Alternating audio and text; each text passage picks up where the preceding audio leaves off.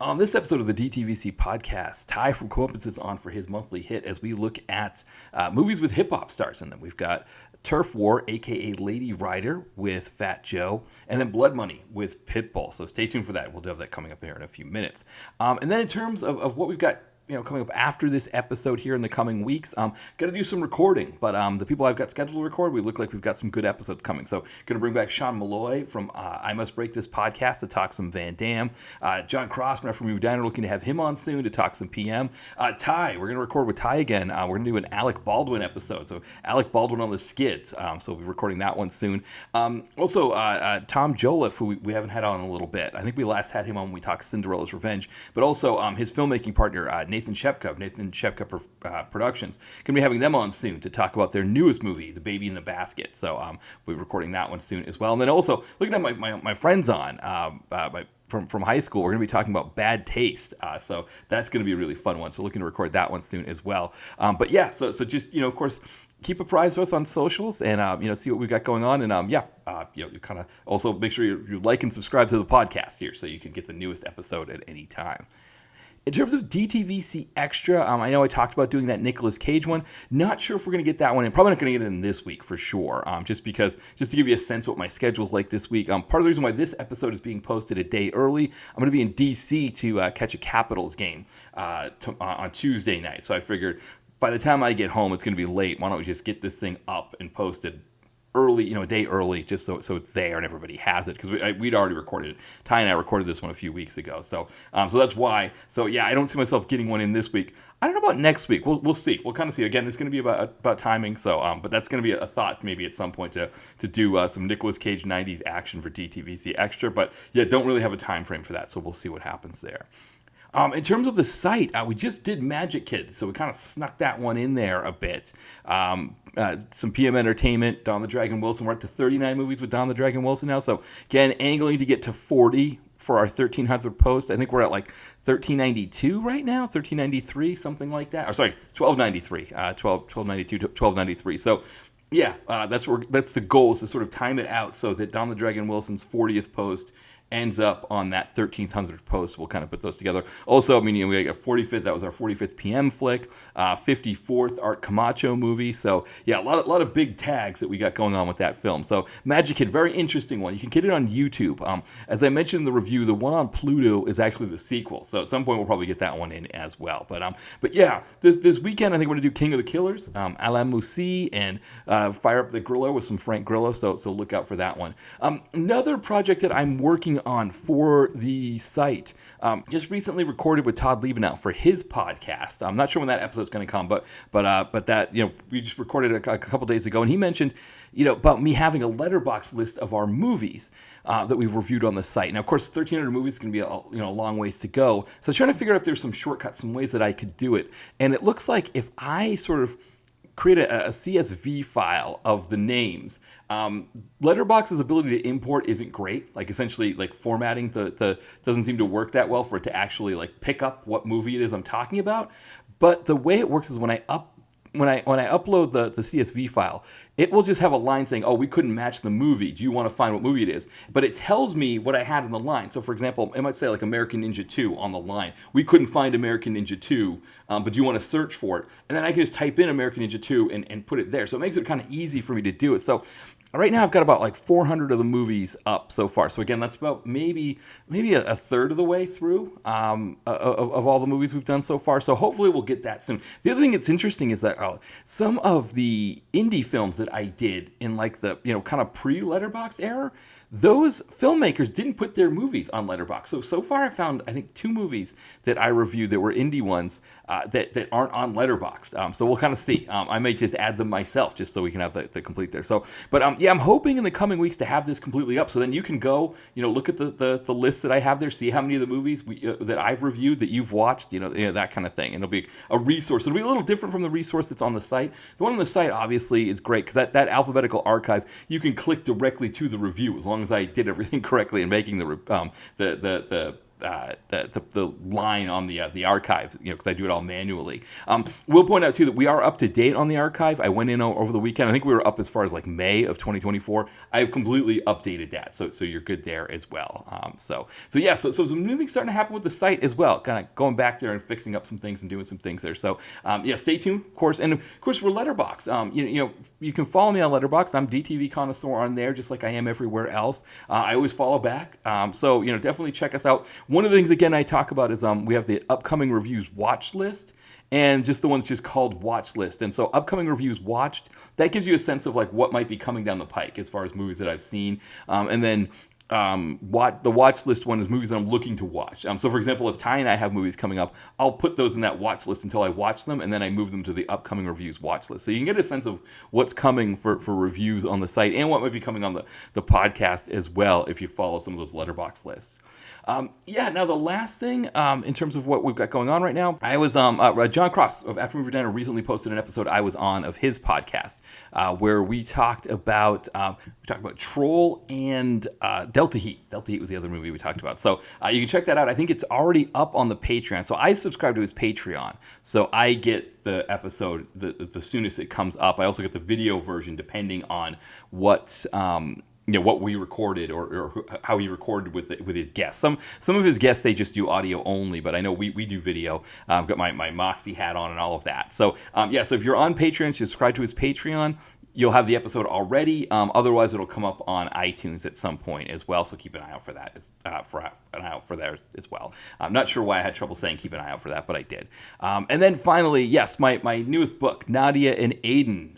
Definitely check that out. You can get it on Amazon, in Kindle Unlimited, and paperback. Always love it when people support any of my books. I've got other books as well. So if you want to buy any of them, again, it's New Year's. A lot of people have on their New Year's to-do lists. They have, or their New Year's resolutions, right, is to read more books. Well, pick up one of my books, and if you never end up reading it because you don't end up following through with that New Year's resolution, at least you bought one of my books. And so you at least made me happy, right? You helped me out a little bit there. So you can at least tell yourself like, hey, I didn't follow through on that New Year's resolution. I never read as much as I planned to, but I bought one of Matt's books. That really made him smile. So I did a good thing there, at least, So, if you're going to fail at a New Year's resolution, why not fail in a way that helps other people out? That's what I always say. So anyway, I don't think I always say that, but anyway, I think it's maybe a good motto to follow. So anyway, why don't we, because I'm rambling, I'm all over the place here. Why don't we stop this open here? We'll do our theme song with John Cross from After Movie Diner. And when we come back, Ty from Comeuppance is on, and we're going to look at Lady Rider, a.k.a. Turf War with Fat Joe. All right, be back in a second.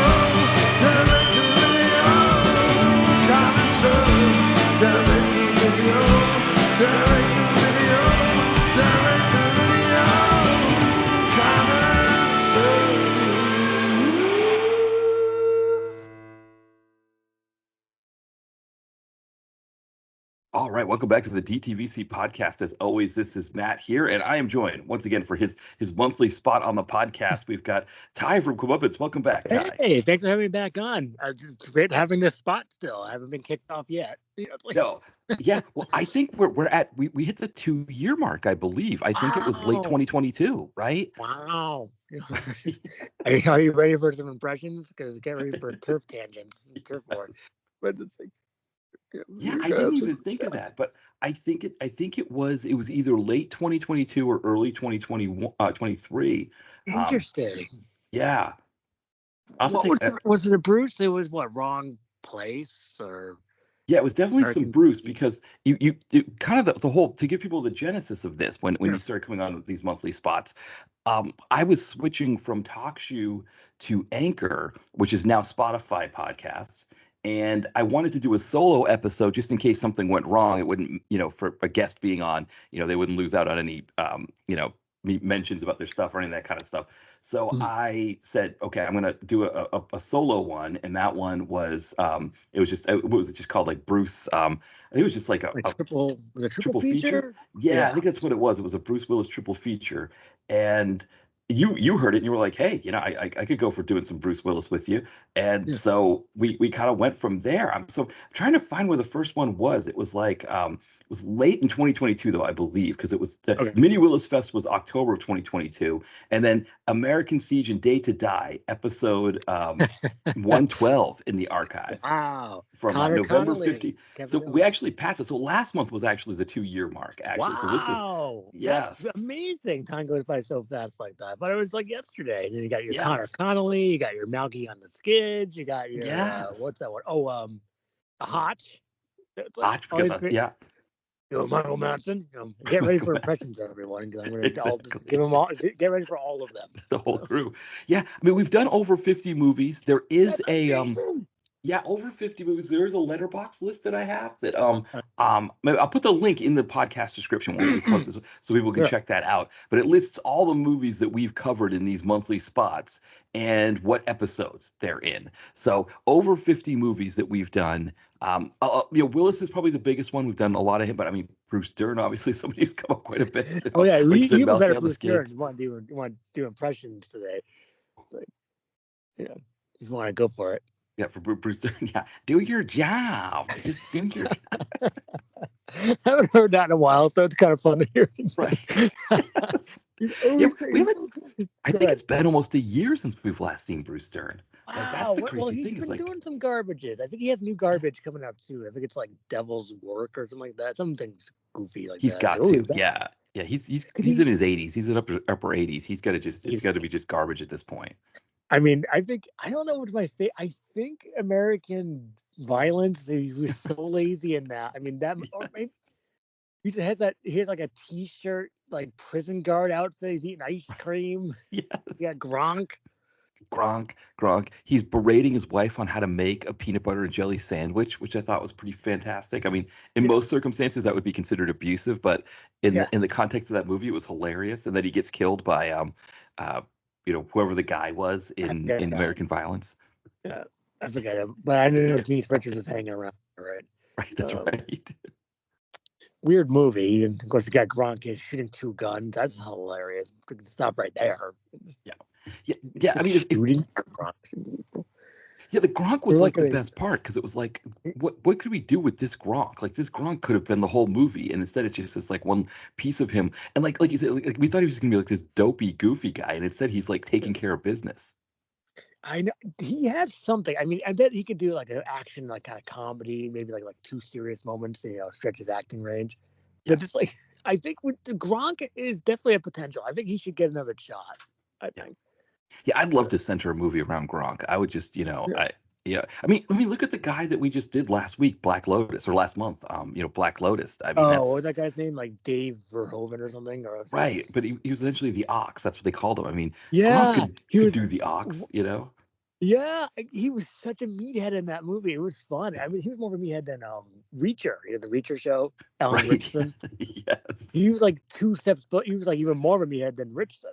And it's Right. like, did you watch the Reacher program? I No, give it. I haven't It's on. seen it. I've only seen Richardson in Fast X. I think that's the only He thing I've was seen funny him in in. that. Yes. Is that the new? That was the newest one. It was like I don't like barbecue. It's like okay, that was Right. actually kind of fun. It was. It was great. I I loved it when he said to Vin Diesel, he's like, "You think everybody wants to join your team, Dom?" Well, it's like, that was good. I think he almost stole the movie. Richardson. I yes. think he's such a he's so mad at Vin Diesel. And Vin Diesel is one of his laziest, I think, in that. But Oh, yes. Yeah. there's like CGI Diesel in that. It's like yeah, I Yeah. think he did the CGI Family or whatever it is. But it's like he always just film. It's family.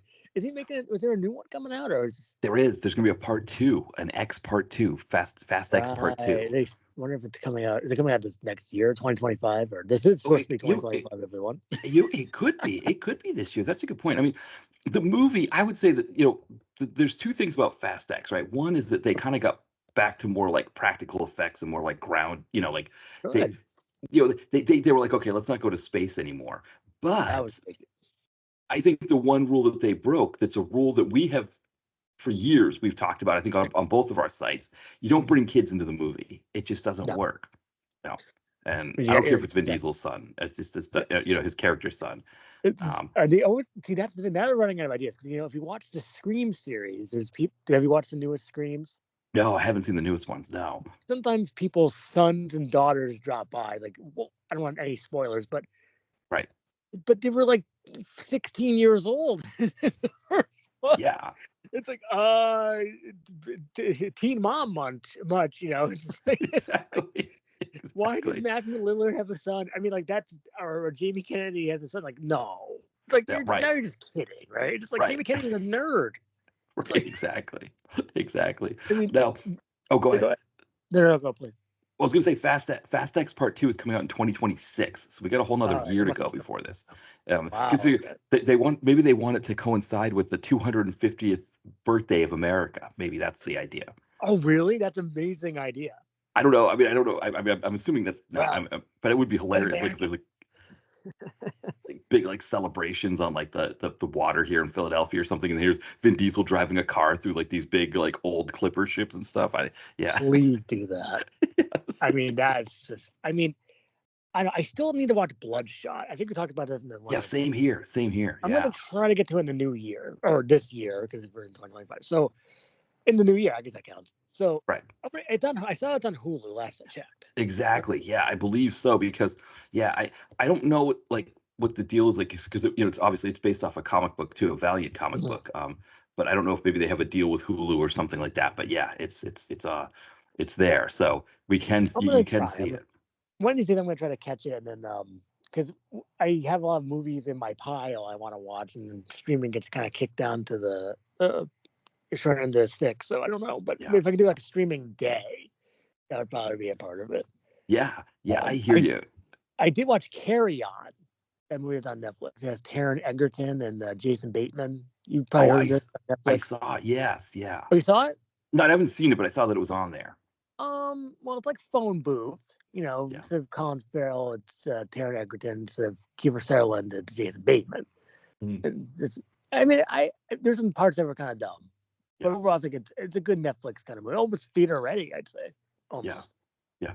And then what was I gonna say? I watched Carry On. I did watch what I can't remember titles anymore.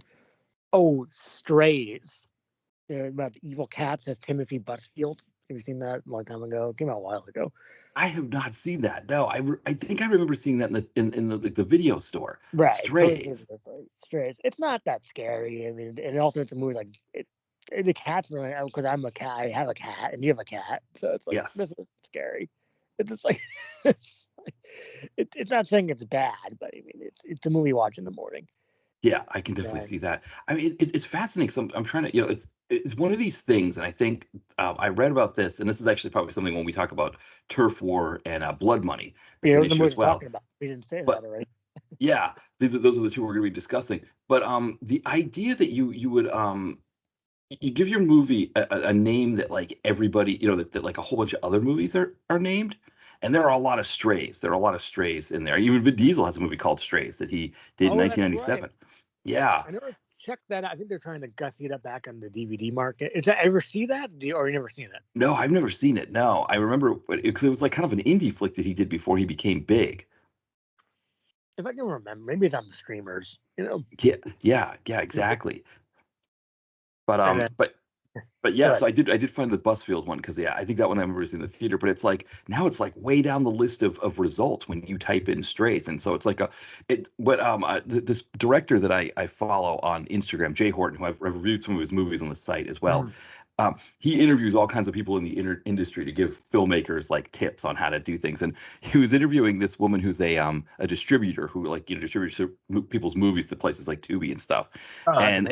Yeah, and she was like, "Yeah, don't name your movie something that like everything else has, that has the same name as everything else because it just won't come up in the search results or it'll come way down at the bottom."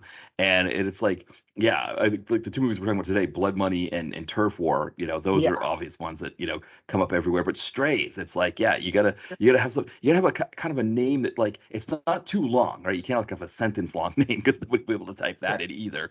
But it's Well, and gotta be that's something unique.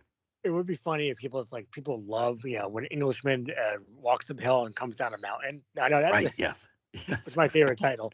It's like, Right, wow, can it be any exactly. more unwieldy? I mean, like, how about Right, just call it The Englishman? I know it sounds kind of boring, but I mean, like, right, that's such a long title. It's like you can't fit on the marquee back in the '90s. Takes up the right. whole. We're That was Hugh Grant, right? I never actually saw it. I Like, think it was well, it's like, do you remember that the John Ritter's last show? It was, oh, what what was it? Teenage Rules to Yeah, date 2 my rules for dating my teenage daughters, yeah. and, uh, what ended they ended up doing? They ended up truncating it down to just 2 simple rules, and Yeah, that's yeah, that. something like that. I remember the Yeah, name of the truncated it. I never watched the show. I like John. I always like John Ritter. There's a movie that he made called Lethal Vows. People haven't seen that. He's like evil. yeah. You know? Or Terror Track. You ever see that? No, I don't think so. I don't want to give anything away, but the ending is very interesting. Yeah. Uh, what else is John Ritter? I'm trying to think of some. Well, Well, Mercenary, right? That's always on our sites. The yeah, fact that he shows Olivia up in a Gruner, Olivia Gruner. I mean, how Bob Culp. ridiculous is that? That was great. That he's in that. And was it Robert Culp? And he looks like Mitt Romney, or Mitt Romney looks like Robert Culp. I don't know. It's like Yes, right. Mitt Romney. I don't like him. Not a great guy. I don't like mittens. Don't like mittens. Right. Like I don't use mittens for my hands. I don't use it for politics. Okay. It's like I really checked. Oh yeah, Trump. I mean, how's he doing? I really Right. checked it. We're checking Yeah, our I RAC I know. I think he's like taking it easy because he knows, I guess, well, not taking it easy because the last time we were on, that Yeah. that photo on his jet had just posted where he was forcing RFK Jr. to eat Oh, McDonald's. So great. Yeah. Gotta have the McMuffin. Get McMuffin. RFK Jr. Have a McMuffin Jr. Okay. It's like gotta have the fries, extra ketchup. I got my special Trump ketchup. Okay. It's like can you picture that instead of Heinz, it says Trump ketchup? It's a big face. It's a picture of his face. oh man, can you can you imagine like if he created his own ketchup and like Yeah. and it would be like everything else with him where like all these restaurants would buy it and then the Yes. shipments would never come like they'd never get it like it just never would show up you just where's my Trump ketchup and it'd be like on the news it'd be this big thing on the news all of these restaurants had ordered the Trump ketchup but they never arrived. And it shows like some old guy who has like a diner in like Pittsburgh. Like, I Yeah. ordered that Trump ketchup and it never came. I don't know what to do, but I still vote for Trump. I still love him. Yeah. And it's like, Make and then like America ketchup again. exactly right. Yeah. It's like a spokesman for Trump's people said they don't know what happened to the ketchup. Well, we had a, we had a deal with a company in Venezuela that made the tomatoes and we didn't get the tomatoes. Oh, And just so, could it be yeah. any more perfect? I mean, that was just Oh, brilliant. I can just totally yeah. do that. You ever see the things on like Apple News on your well, you have an iPhone, right? Yes. Oh, Uh, yeah. Yeah. Exactly. Yeah. when they have like this weird maybe I could do it live if I look Right. really fast. It's like maybe they have that. It's like, oh, here Well, I we know if, go. if you swipe right on your phone when you have the home screen, it will show you like top stories and stuff like that. It's sometimes the way they write it is weird. It's like well, where it says right here, it says what really causes night sweats and how to stop them. You have to Yes, say it like that. exactly. Like you're just like and like this lady went to the store and didn't find much. It's just like Yes, it's like exactly. it's like you ever notice that? It's like why Yes, is it written yes. like that? I mean, I maybe you just have a limited amount of space for the Apple app or whatever, but I mean, it's Right. always written that weird way. Yeah, Like you yeah. have to No, I call. well, the other thing too is I get these clickbait articles on my work computer, Mhm.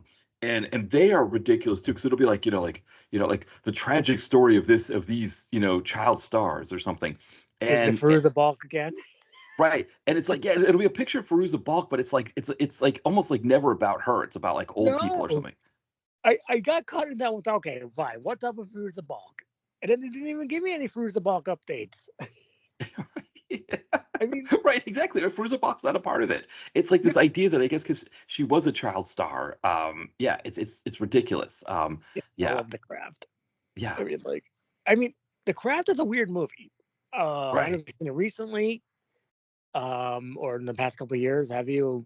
Or, I have not seen The Craft probably since I saw it in the theater when it came out. So it's been a while.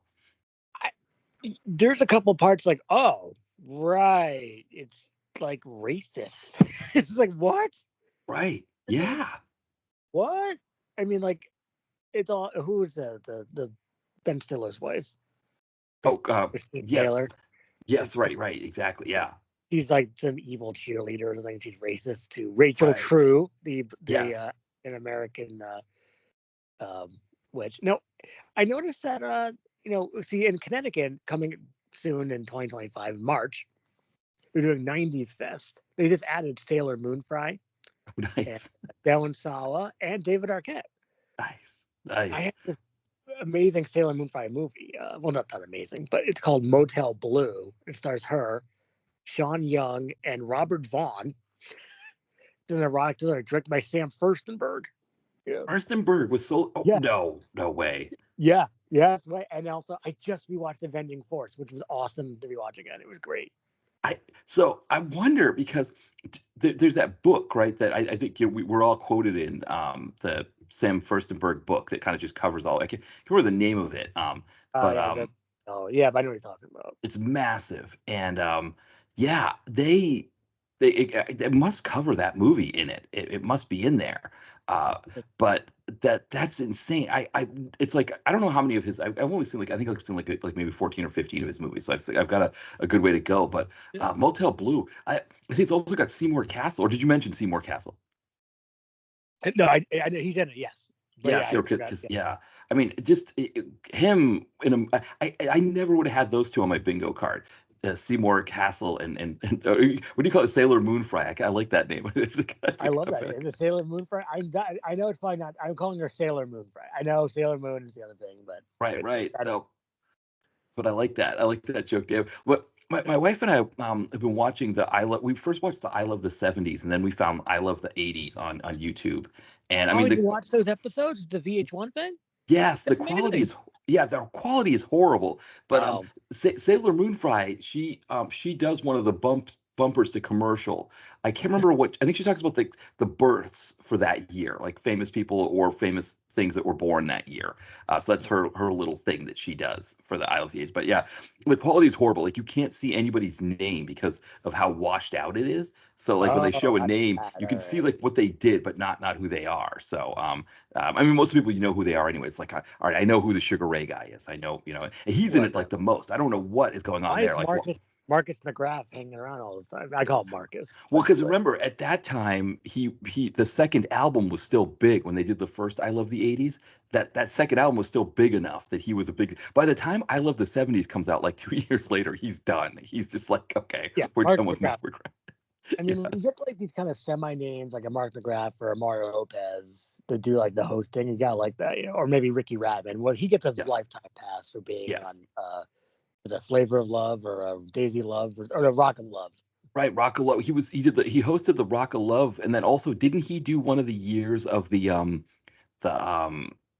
the charm school? Did The he do the Trump, he one? was on that too. Like that's hilarious to me. That is just Yeah, fun. I have to ask him. I'm assuming he's still with us.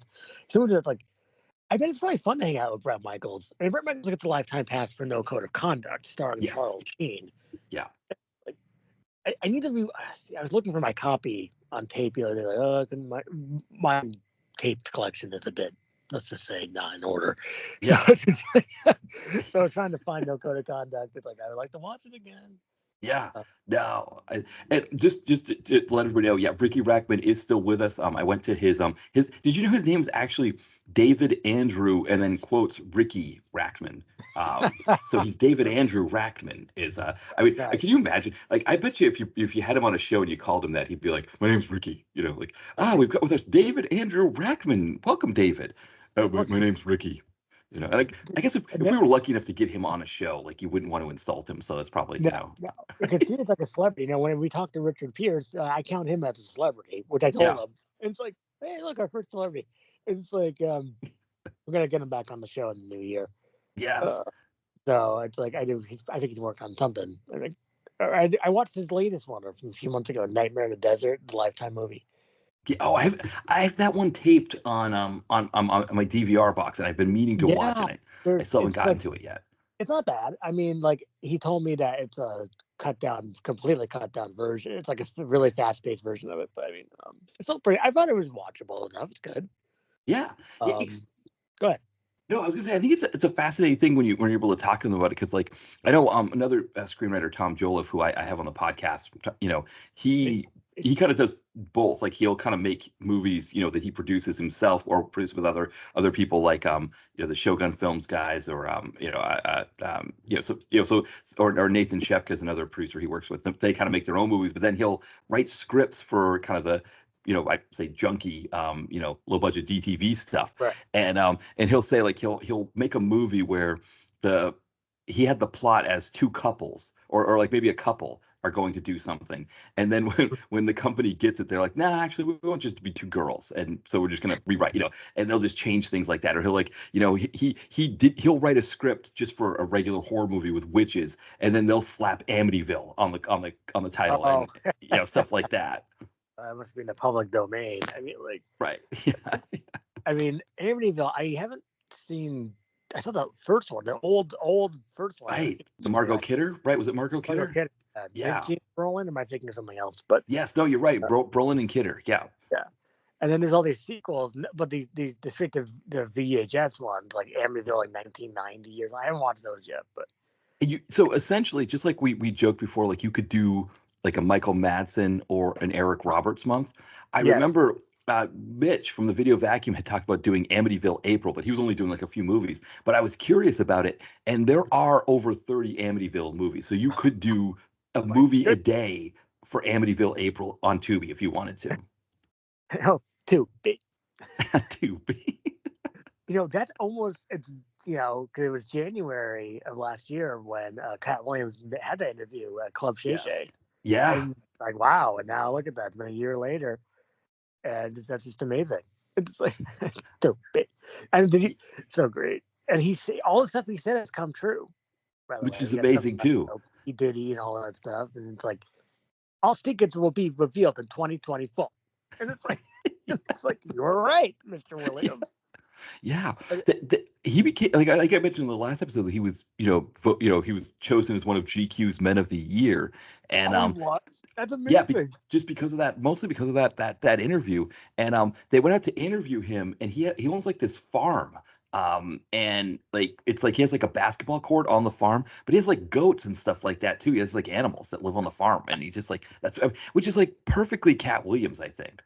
That's amazing. It's a goat. I just picture the goat just hanging around on the basketball court. Right, exactly. I know the goats don't say moo, but you know what I mean, or whatever they say, neigh or whatever. Oh, can you imagine like you're just because they didn't say anything like this in the interview, but it would have been awesome if like you're just like talking to Cat Williams and suddenly like you feel something nail you from behind. You're like, what the hell is that? And it's like a goat that just like just that butted you or something like that. That's amazing. I mean, that I can totally see that. Like, and the goat butted me from behind during the interview.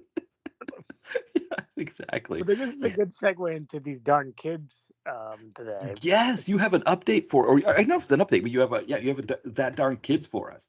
Yes, and I think I mentioned this person a fair amount on your podcast, which is Haley Welch, or the Hawk Tuah girl. Don't look it up, or if you want, people know this by now. Yeah, I guess she made up. She was like in some sort of crypto scam. It's called a meme coin. I don't know if you heard about this. Sounds like you heard about this, Kevin. You heard about this? It's like Jay Leno. You heard about this? yes. You heard about this, man? But and it's like that's what I pictured when I say that. Have you heard? Did you hear that story about this meme? So I heard a little bit of it that it was right that it ended up that she was involved with like she I guess had lent her name or was a part of this creation of a new cryptocurrency, and it ended up being Fugazi, which we again going back to Black Lotus on the last episode, you should learn your lesson on these things. I mean, I guess in her case maybe she's lucky that she's going to have Frank Grillo coming after her. No, you can't really trust crypto. I wouldn't trust anything from the Hawk Tuah girl for anything. And people spend like money. It's like, come on, Right. It's just I'll be nice to say you're a dum dum. But see, the thing is that if you watch the video before she puts out her meme coin, or whatever even heck that even means, She goes, "My meme coin is live," like in that southern accent. You ever hear her speak? No, I've never heard. No. That's what she sounds like. My meme coin's live. It's like, let's calm down. That's Somehow, awesome. she was doing so well. I mean, not that I really cared, but she has she had that podcast and she had the Whitney Cummings. I guess that's something. Yeah. I mean, Whitney Cummings is almost funny, and it's like so. Remember she had her own show, Whitney Cummings. There's just called Whitney on NBC. Yes, that's right. Yes, I And then forgot the about main that. guy, he got in trouble for inappropriate behavior. Chris D'Elia, remember that story? He's like a comedian. Does that ring a Oh, I bell? don't know. Chris You can look it D'Elia? up. Yeah. He's like a comedian, kind of like a lower tiered comedian, but I mean enough of maybe a half a name. Trying to be nice here. I mean, it But sounds he's familiar. It sounds right. familiar. It's one that's like, yeah. But he got in trouble with some inappropriate kind of DMs these days, these damn DMs, these damn kids today. So yeah, I would. Yeah, if this Haley Welch lady she might. You have to. People say you have to talk to a judge. She might go right to a jail. It's just like very good. That's a good one. So That's good. okay, that's good. I could go right to a jail. I don't know. Crypto scam. You gotta be careful with that stuff. Right. It's like, my goodness, Because you it's go right to a jail. Yeah, because well, I didn't realize this that she I knew she threw out an opening pitch at a Mets game. That was one thing that I knew. But I Yeah. didn't realize that she founded up an animal charity. And so, and she also got a podcast, which apparently is probably doing a lot better than, Oh than yeah, it's called our respective podcasts. But connected to Whitney Cummings, and I think Mark. I have real names on it, like Mark right, Cuban. I dropped by on it. It's like Mark Cuban. right, yeah, it's It's like, amazing. Yeah, yep. Get but everything, man. I'm on the Talk To a podcast. Okay. Haley, don't do crypto. Okay. And that's a springboard for impressions. Who's going to be on the Talk To a podcast talking about crypto? Go Dolph Lundgren talk about crypto because crypto's over. So it's just like so. And then let's see what else we got there. Liam Neeson. That'd be amazing if he was on the Talk To a podcast. I don't know why I'm here. I need absolution. I'm not going to invest in your cryptocurrency. Yes. I will find you, and I will. Yeah, that's perfect. If I get scammed, I will find you, and I will kill you, Haley. It's like, Haley, you will now be taken. It's like, So apparently, so I was reading about what happened with the crypto thing. So apparently, it was essentially a pump and dump routine, or what they call maybe, I guess, like a rug pull. Essentially, I heard that rug pull. Yeah, I guess they spiked the value of the currency once it went public, or they spiked the value of it, and so then they just grabbed a whole bunch of money, and then of course it cratered once people invested in it at that higher number, and once it cratered, everybody lost their money, and so then the people who lost money have filed a class action lawsuit. So I don't know if she's going to jail. It's possible. I think what the deal is that if she can prove that she didn't have anything to do with those guys doing the pump and dump, Yeah, I guess if you become suddenly famous, I don't know. It's hard when you're suddenly famous like that you probably have like scammers who come to you and like, hey, this cryptocurrency, come, sign your name to this, you'll get tons of money, and you have no idea what they're doing. And she's connected to like the Logan and Jake Pauls of the world, and who beat up Mike Tyson? Was it Logan Paul, Jake Paul? I think so. It was Logan or Jake. It was one. Yeah, you're right. I don't know which Paul it was either. And that, and then like that's kind of, and then it's some kind of scammy, shady stuff, or Tom Shady. Everyone's a football player, right? And of course Bill Belichick. Let's go back in time there. But Yeah. it's like, do you remember the story where I think we talked about this before, where Tom Shady was going to get in trouble for like the deflating of the footballs, and like the fans were going to help him out with his like lawyer fees. You can play. Yeah, I'm not surprised. Yeah, it's what It's an interesting thing because where you guys live in Connecticut, you almost Yeah. had the Patriots. They were going to move to Hartford. Oh, Uh, right. And then what happened again? I don't well, really because follow what the happened Patriots. was that the owner Kraft, he was using the move to Hartford to get essentially to get the state of Massachusetts to give him the town of Foxborough so he could build all of this stuff around the new stadium. And they finally said, okay, go ahead, do what you got to do. Nobody cares about Foxborough. Um, but yeah, I mean, I would like I used to listen to I listen to sports radio a lot, but during that whole Deflategate thing, it was hilarious. Like the people would call up the show, this radio show that I listened to, Felger Mass, where they would troll Patriots fans. They would just go on and just kill them, and people would call up and these guys who had no idea about physics were like trying to quote like things they saw on Wikipedia about ideal gas law and stuff, and Mhm. Felger's like. The host guy's like, if this was the case, then everybody's footballs would be deflated. Like it's like, no, it's the easiest thing is that somebody was actually, deflating footballs. And then also, one of the guys that was doing the deflating, they called him the deflator.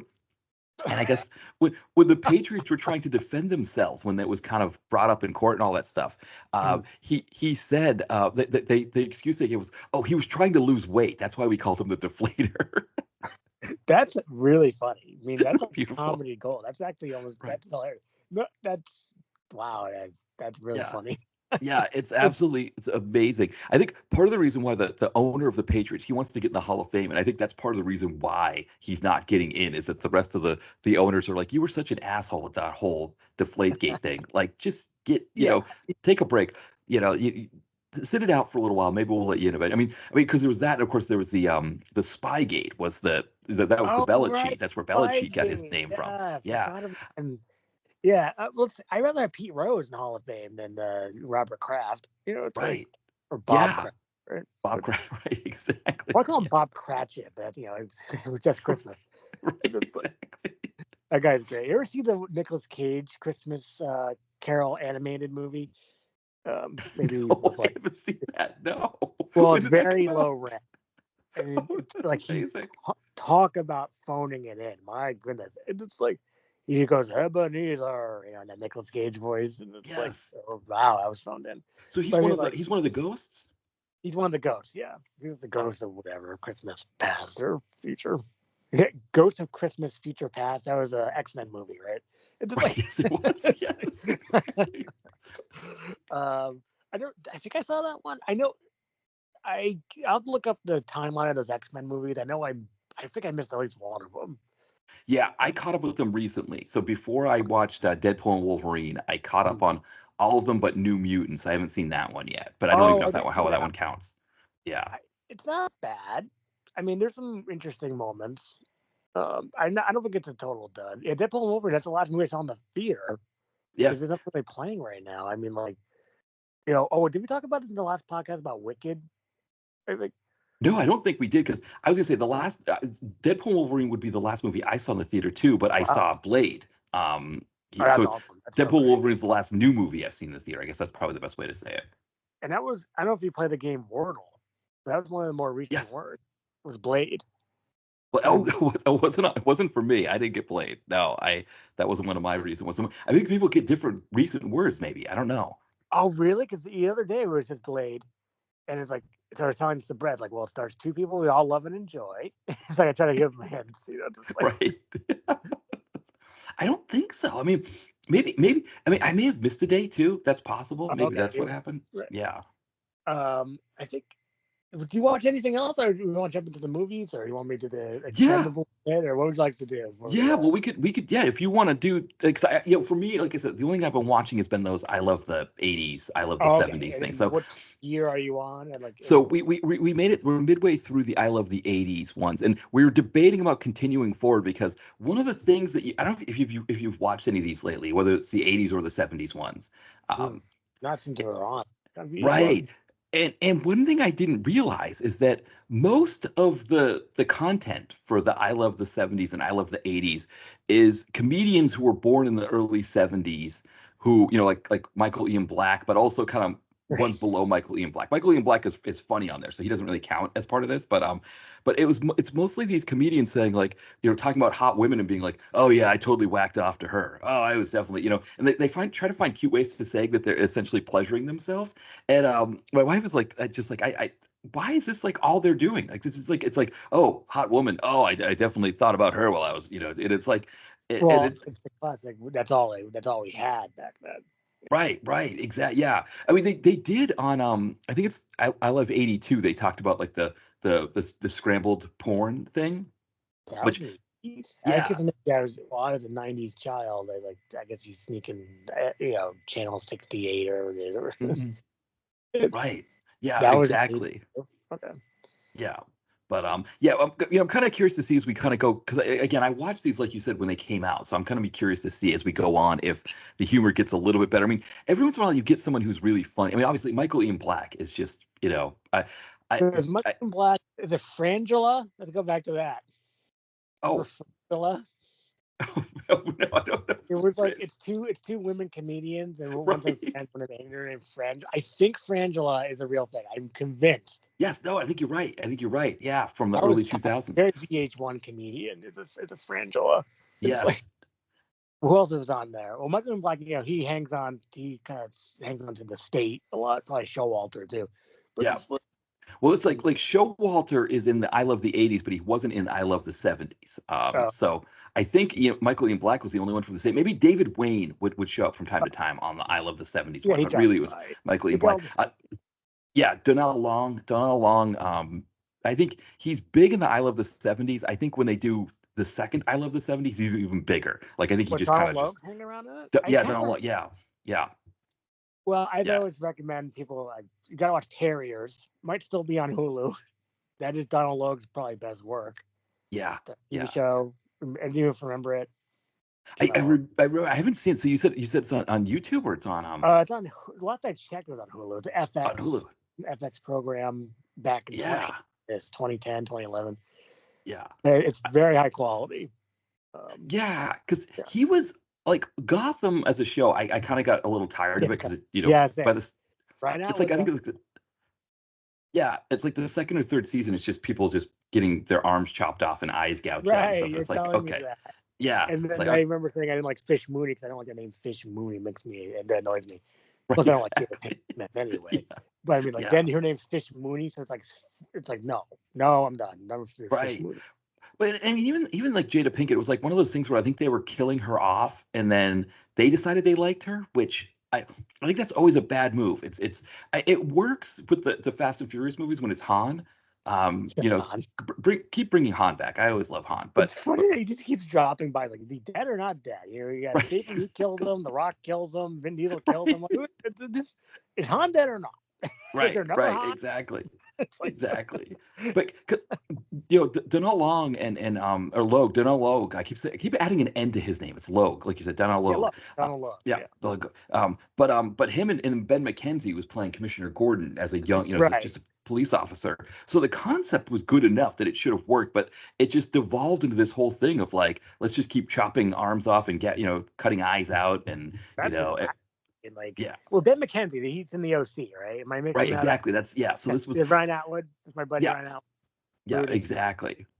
I'm very close to watching season 2 of the OC. I mean, I watched season 1 all the way back in 2019. I've been sitting on season 2 forever. Yeah. So it's like, because they were watching the OC, and of course Marissa Cooper, aka great, her name that escaped me, but that's Marissa Cooper. Why is that? It's what's her name? Terrible. Which Yeah. one? Misha Barton. Misha Barton. Yeah, Misha Barton, who's Misha Barton. Well, I have a copy of a movie called Cyber Stalker. Have you ever yes. seen that? I've heard of it. I haven't seen it, but I've heard of it. It's wacky. It's funny because you got Misha Barton, very, very wooden as usual, but you gotta love that. And then Yes. Dan Levy, Levy's son. He's in it, and that's like no. Right. Yeah. Yeah. He's good doing apartments.com commercials, whatever commercials he does. Like that's where Dan Exactly. Levy, that's a good place for Dan Levy, I think. I'm I mean, okay with he makes my commercials a little bit better. I'll kind of do that with Dan Levy. You know what would be great? I know we should probably get to our movies, Yeah. and then maybe I'll do the Expendables bit towards the end of the episode. We'll do the Okay. movie. All right. That sounds good. And also we have Spotlight on a Fight, which if we could sneak in, which is Yeah, Boddicker versus RoboCop.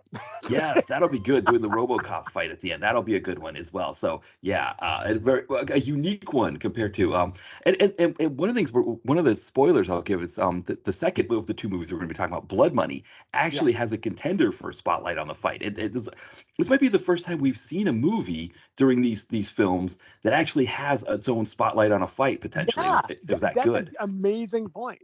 Yeah. That's an amazing point. Wait, so what were we saying before about? Wait, we're talking about Misha Barton. Oh, Misha Barton. Yes. Yes. Wait, or Dan Levy, and I forgot now. Oh, Eugene Levy. Yes, Eugene Levy should be an action star. That's what I was going to say. Yes. Wouldn't that be amazing? Yes. If Bob Odenkirk could be in Nobody, and Nobody 2 coming soon, and you saw Nobody, right? No, I haven't seen that one. That's one I missed. Nobody. I know everybody else has caught that one. Everybody talks about it. Like that's the thing is, it's one of those movies like some of the Marvel movies, like Captain America, Winter Soldier, things like that. There's some of these movies or John Wick. I remember I was behind on the John Wick movies. People just talk about them in our circles, and interesting. Yeah, so I got to get caught up on Nobody. I love John Wick. I like the second one. I mean, Yeah. as I because he has more to say. It's like not interested. It's like you gotta give me that marker. Not interested. And then the fourth one he just says, yeah. It's like he just said nothing. Isn't that the best when he's like hitting the punching bag or whatever it is? He's punching like punching like the thing, and Lawrence Fishburne shows up with a black suit and goes, "Hey John, are you ready?" And he just turns around and goes, "Yeah." It must be like some sort of joke now, right? I mean, like, yeah, it's like a joke Wick, but I mean, like, right? Just like Keanu doesn't want to say dialogue anymore. Or, I mean, like, I don't want to, because he had some interview because he's in Sonic 3, I guess. It's like someone asked somebody about John Wick. It's like, yeah, I would do one, but my knees, they don't want to do another one. It's like, okay, that's true. Yes. That's funny. Obviously, Keanu Reeves gets a lifetime pass, but I mean, like, you could have just. Well, I never saw Days Earth Stood Still. Is that actually worth watching? I haven't seen it either. It's funny because I think I was thinking Will on Exploding Helicopter, but I don't think he covered maybe he did the new one and the old one. On his recent podcast, he covered maybe it was the new one. Maybe they talked about the old. They covered the old one, but talked about the new one. I think I can't remember, but I haven't seen it either. That period of that kind of like post Matrix period of his movies. I missed a lot of those ones. I think. If you want the real, I'll say this: Hardball actually worth watching. The Watcher, very ridiculous movie. And what he does, you get the whole song of Six Underground, the Sneaker Pimps. Right. I'd say 2/3. I think I said another podcast. He gets 2/3 of that song. It's a great song. Take me down, Six Underground, down beneath your feet, down to the down. It's funny when you mentioned The Watcher, right? I haven't seen that one. I'm looking at his IMDb bio, but Hardball and The Replacements I did see. So I guess I've seen more of his stuff than I thought in that period. Yeah. I didn't watch The Replacements. I saw it in the theater. I know this is gonna sound kind of like a nerdy thing, but there is some very obvious kind of dubbing in it. That's like like in your it's like you dubbed it. It's right there. It's like I know in Madam Web, which I'll be watching very soon. It's like all dubbed. So yeah, if you haven't seen Madam Web yet, it's on Netflix. That's definitely I think when you're getting caught up on your streamer ones, that's definitely one to hit because it is so I think one thing is, and I think we get into like Turf War / Lady we'll get that very soon. Lady Rider. I think for people like us who watch these kinds of movies, like a Madam Web doesn't really rank as like worst movie of all time the way people who are going to see it in the theater call it. I don't even know necessarily if it's the worst comic book movie of all time. Like I don't know like which. Maybe I shouldn't be telling you too much like about that, but I think. Well, I don't mind a spoiler, but I just know the clip I saw was just the bad guy is like all dubbed and it's very terribly done. Yes. And I just laughed. It's like that's in a movie that's in a theater. Yeah, And of and course, let's not forget about, of course, Dakota Johnson's interview for the movie, which is my favorite of and, all. and I will say you get that kind of energy from her in the film. I Oh, mean, there's it's a like, scene at the very beginning. This is what's going to yeah, get you tell me, into the tell me. movie. Hmm. The very beginning of the movie, there's like she drives a an ambulance. Her and Adam Scott are paramedics. So Adam Oh, Scott is probably actually the same playing Ben bloodlines as Parker. well.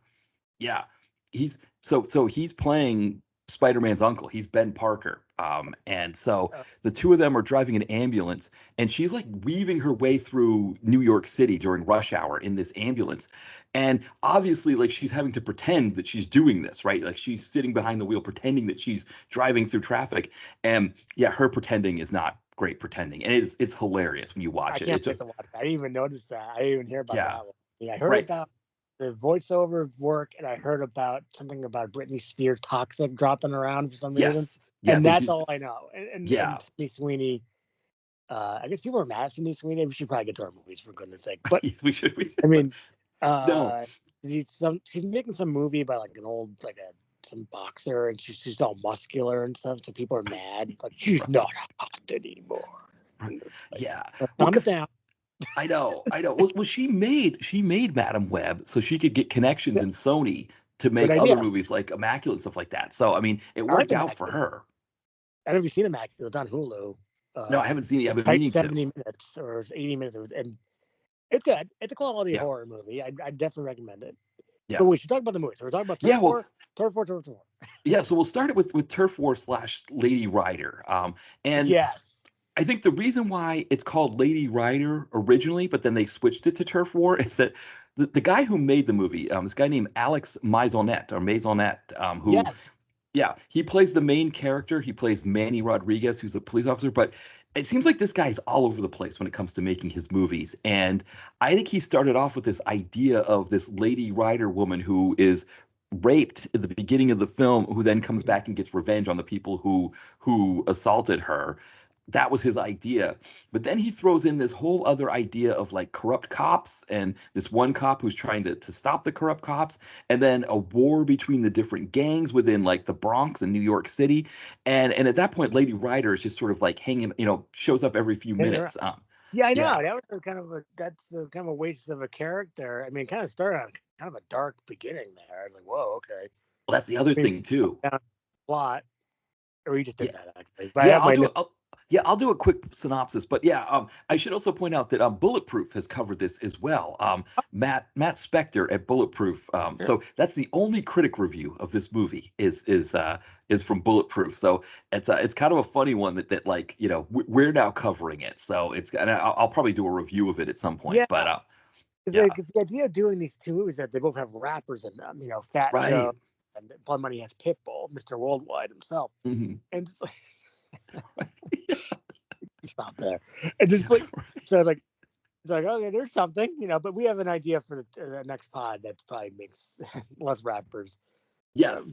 Well, because the Yeah, rapper thing is something that has, yeah, maybe that's something I should get into. I kind of forgot. I kind of buried the lead that yeah, the theme for our movies is that we've got rappers in these films. And I mean, that's something from a DTV standpoint. I know under Albert Pyun's bio, not on IMDb, somewhere I read it was saying that he pioneered the use of using rappers in films. I mean, obviously Ice-T goes back, well before Kid and Play, but yeah. That's true. New Jack City, right, exactly. So it goes back a little bit before, but to his point with Pyun, actually he does it at the same time that PM Entertainment does it with Hot Boys and No Tomorrow. So like in Really? 1999, 2000, they both do it, and then of course Seagal, right, with Exit Wounds, where he gets his like little bump back into his career when they pair him with I remember DMX. that.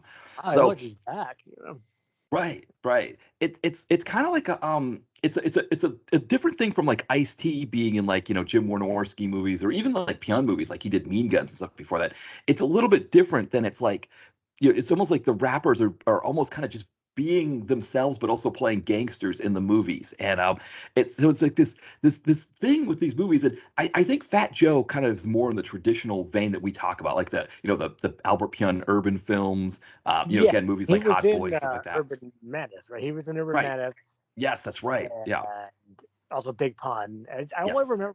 I think we talked about this before, but I remember it's all basically shot in close-ups because of all Yeah, those issues he said. But it's like there's Fat Joe, and then there's Big Pie right there in your face. exactly.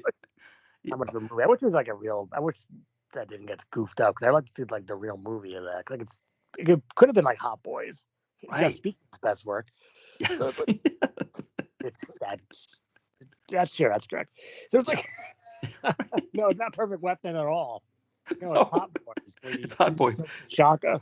Right. His one Shaka. scene as Soak the Shaka's sensei, right? That's the yeah. Oh, that reminds me. Did you see the trailer for that new Karate Kid thing? Oh no, he didn't. Karate Kid movie? What It actually made it look pretty good. You got Jackie Karate Chan Kid and Legends? Is in it it. Karate Kid Legends? Yeah, Karate Kid Legends. Yeah, Yeah. I checked out the trailer. It made it look pretty good. Yeah, Ralph Macchio is being well. He already beats up people on Cobra Kai, Right. which you have watched. Have No, you so watched? I'm still behind. I'm still like Oh, just three a find few it out. Okay, so I'm still a few there's something seasons awesome in behind. it. There's just Yeah. something beyond awesome in it that I was running around the room. I won't give Yeah. it away. Like, ah, you'll see when you'll know immediately. But Yes. yeah, back to this. So, yeah, so Fat Joey plays Flash, right? Plays Flash. Yeah. And so sometimes it's him, right? Sometimes it's Flash. Or sometimes it's Fat Joe. Sometimes it's not Fat Joe, right? Sometimes it's a guy in a He's hoodie got a from hood. Yeah. behind. Yeah. He's in that mostly from behind. I'd say 90%. Exactly. But I'll give a quick synopsis here of Yeah, the please, plot. man. So there's three things going on. So we have this police officer played by the director and writer of the film, Alex Maisonette.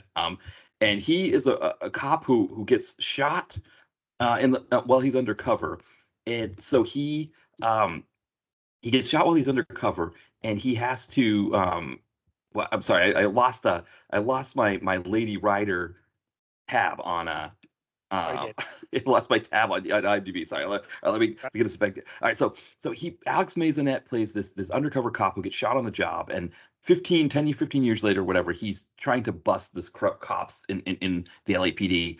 At the same time, this young woman, these guys go to like pick up drugs or do a drug deal or something, and they these two guys, I guess this girl is supposed to be 17 years old who she gets attacked and raped by these guys. So it's a very pleasant way to start a movie. Yeah, I know. Yeah, Yeah, I okay. I always like my movies starting with an assault of some sort in Yeah, it. yeah, Um, okay. It's all thing. Like, it- yeah, exactly. And then her parents, these young people are supposed to be her parents, which I had no idea either. They die of an overdose at the right. same time. Oh, that's all ridiculous. Yeah. Yeah. So 10 years later, apparently these two guys have been raping women the whole time. And it's only now becoming a problem. It's apparently they're putting too much heat on the bike. They work for the bikers, I guess. And it's like, Yeah, I'll get to those people. yeah. So this guy, Old Time Dave, who I guess Yo, works with I'm the Dave. bikers, Yeah. but does, right. He also, Old Timer Dave does like he works with the bikers, but he's also a drug dealer. He is not, he has these two guys run drugs for him, and he's not happy that they're putting too much heat on him. At the same time, there's a corrupt cop working the same precinct as Manny Rodriguez, who has been working with Flash, Fat Joe, and his gang to kill all of their rivals and make it look like the bikers are doing the killing. So then, this thing just starts to spiral out of control. We get an organization in the government called the Federal Bureau Agency, which I guess is not the FBI. A No, guy named Barry Bonds works with them, who's undercover. He is talking with Manny. He's going to work with Manny Rodriguez to take down the corrupt cops. We get to about the 5 minute mark, and it's like, how are they going to pull all this stuff together? Spoiler alert, there's a to be continued and another movie called Checkmate that apparently yeah, came out before this, according to yeah. IMDb. I saw that. So, It's like, wait, I'm confused now. It's like now we yeah, have to watch Checkmate.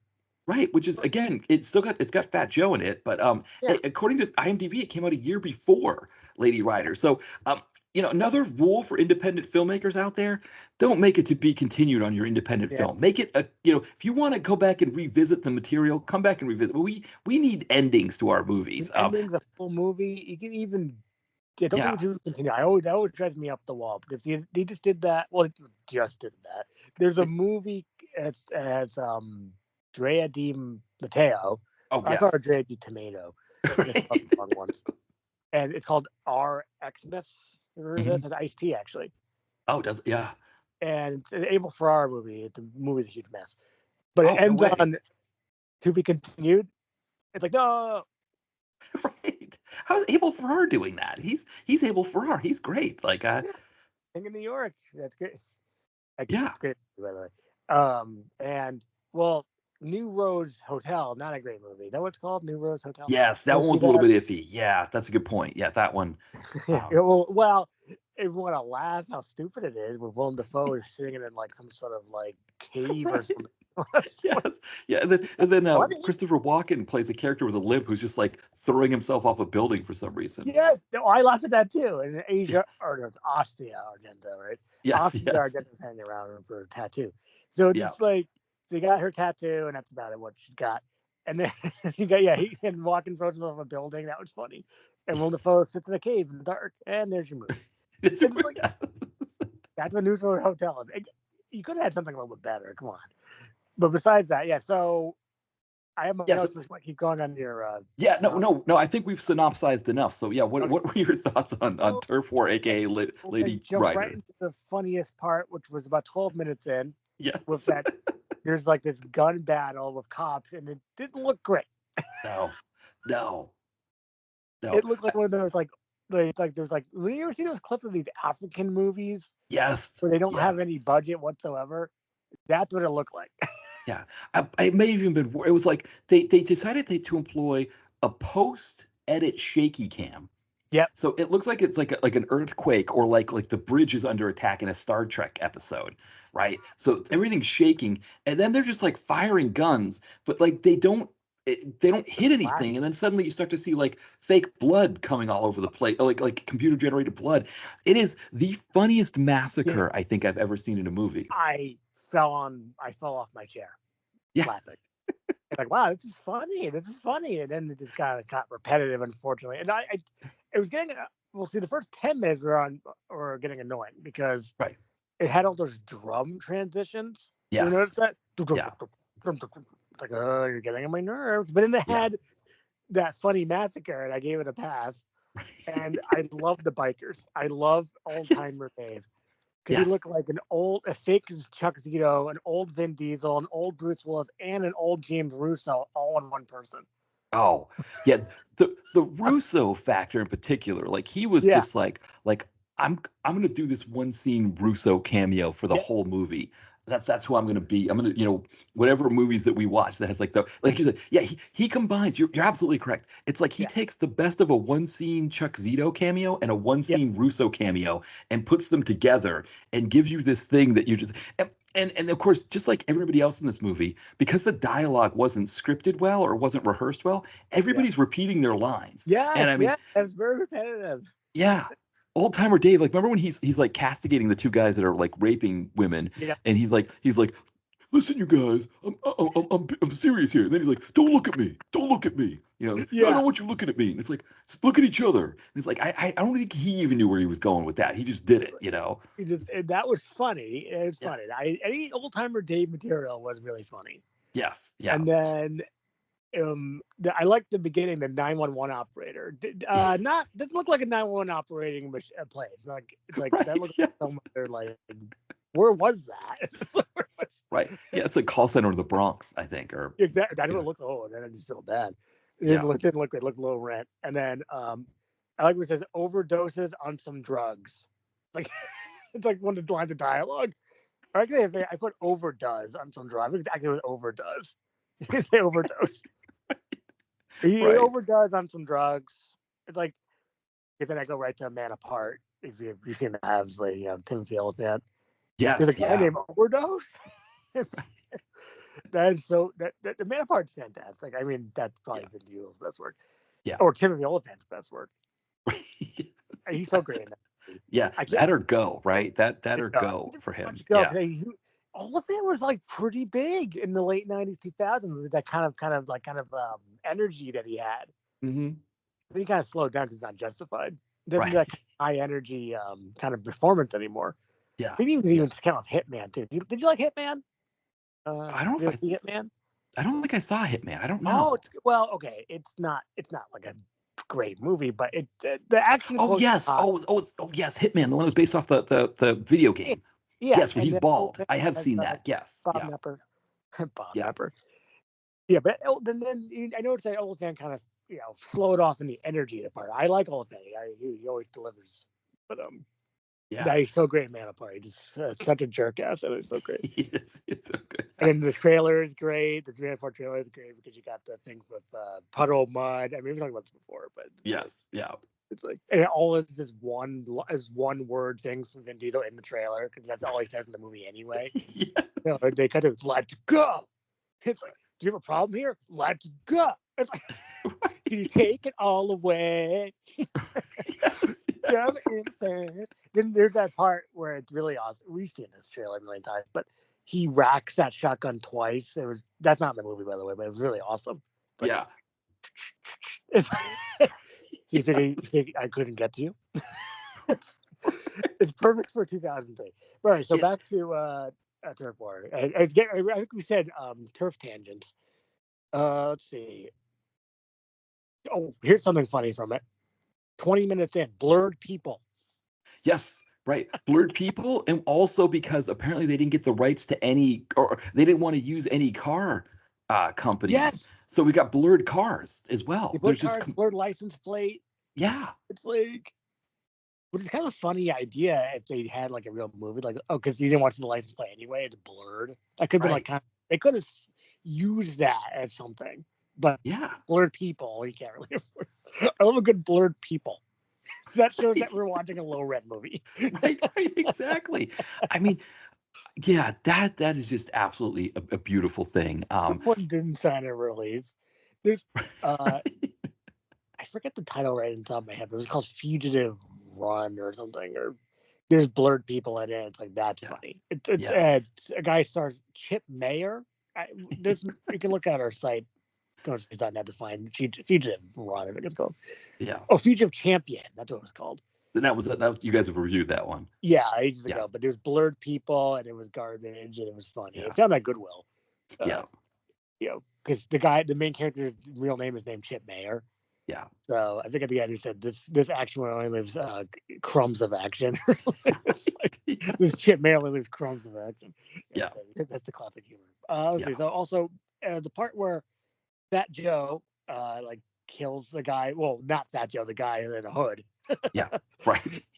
He's like crushing the guy in that machine. He goes, "Please, man!" Ah. Oh, the scream was the best. That might have been one of the best movie screens ever. I mean, so at this point, we've got two laugh out loud moments, right? Beyond Old Timer Dave's just always being a fun time. Yeah. We've got that one death with the crushing, and then that shootout with the shaky cam and the fake. I mean, yeah, and you funny moments. I mean, the movie's not great, obviously, but you have money. You have moments in that you laugh out loud. You maybe rewindable. Right. So I mean, that's a positive, I think. Yes, for sure. I mean, I think the guy who made this, Alex Mason. I mean, obviously he must know Fat Joe from the Bronx. They must have grown up in the Bronx together. He must know Fat Joe. Yeah, he must be he must text him or something. Or, right, exactly. Awesome. I'll text Fat Joe. Yeah, but like the fact that you can't get your full movie done in an hour and 45 minutes is absurd. Yeah, that was the problem. You've got too much crap going on. If you have to do it to be continued in an hour and 45 minutes, this should have been an hour and a half, and it should have either focused on the gang war or the woman getting revenge for the rape, and you could have made two movies out of that. Because you're right, there's fun stuff. I mean, the other fun thing I wanted to mention, you must have caught this too, right? Lenny G or Lenny Green. Yes, I did write down Lenny G. Yeah, News Today. Yeah, News Today. That's not low rent at all. That's beautiful. Like I think maybe Don Lemon might be on that channel now, but it's like, like he's not doing so well. But Lenny G, great newscaster. This guy died. We'll be right back with your news. Yeah, with News Today. I mean, the thing I love, my favorite part of News Today, my favorite one, because essentially what would happen is he would do a report. Lenny Green would do his report about what was happening in the movie. And my favorite was when at the end of the movie, when Fat Joe, they think they've got him, right? Because they got him on a wire, making a drug deal. And so they arrest him, and Lenny Green is doing his News Today report about the arrest, and he's like, yeah, no, he was caught holding felony weight, and it's like, felony weight. That's not what a news reporter would call it. And maybe it was like a joke within the Oh, movie, but it's like I just love the idea of a news reporter referring to like, whatever it was. He had like 2 kilos of coke being, he was holding felony weight. felony weight. Yeah. That's like funny, like 5 different levels. It's like this Right. is like the way that's written, the way that's said, the way that Yes. they say felony weight. Like that's something Right. that is so funny. I mean, I'm just not Right. saying, oh, he was caught with 5 kilos of whatever, but Right. felony weight. He That's was what's so right, because what it is, right, is that weight is, carrying drugs, right? That's the term on the right. street for drugs is weight. But then felony is you have enough of it to be charged with a felony, right? Because if you're below a certain number, it's just a misdemeanor or whatever. So he was caught with felony weight. He was, I just love the idea of Lenny Green at News Today doing that. That's great. He's a great reporter. He should be like. I wish he's in all. And maybe he's in the other movies. I haven't really done much research on that. Maybe Yeah, Lenny I Green's coming think he back. might be. That's a good question. Do we get more Lenny?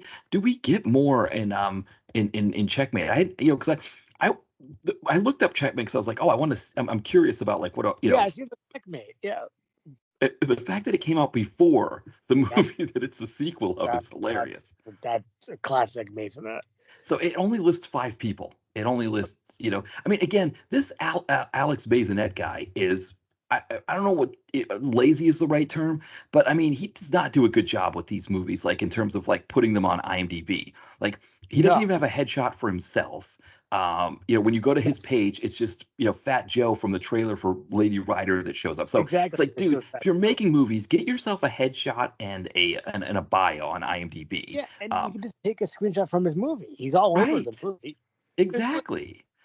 just do that. People do it all the time. It's like, Yeah. look, it's me. It's just like. And the other thing I thought was funny, and then which was remember there's like this a stop of the drug dealers and the guy looks like a fake Snoop Dogg, Yes.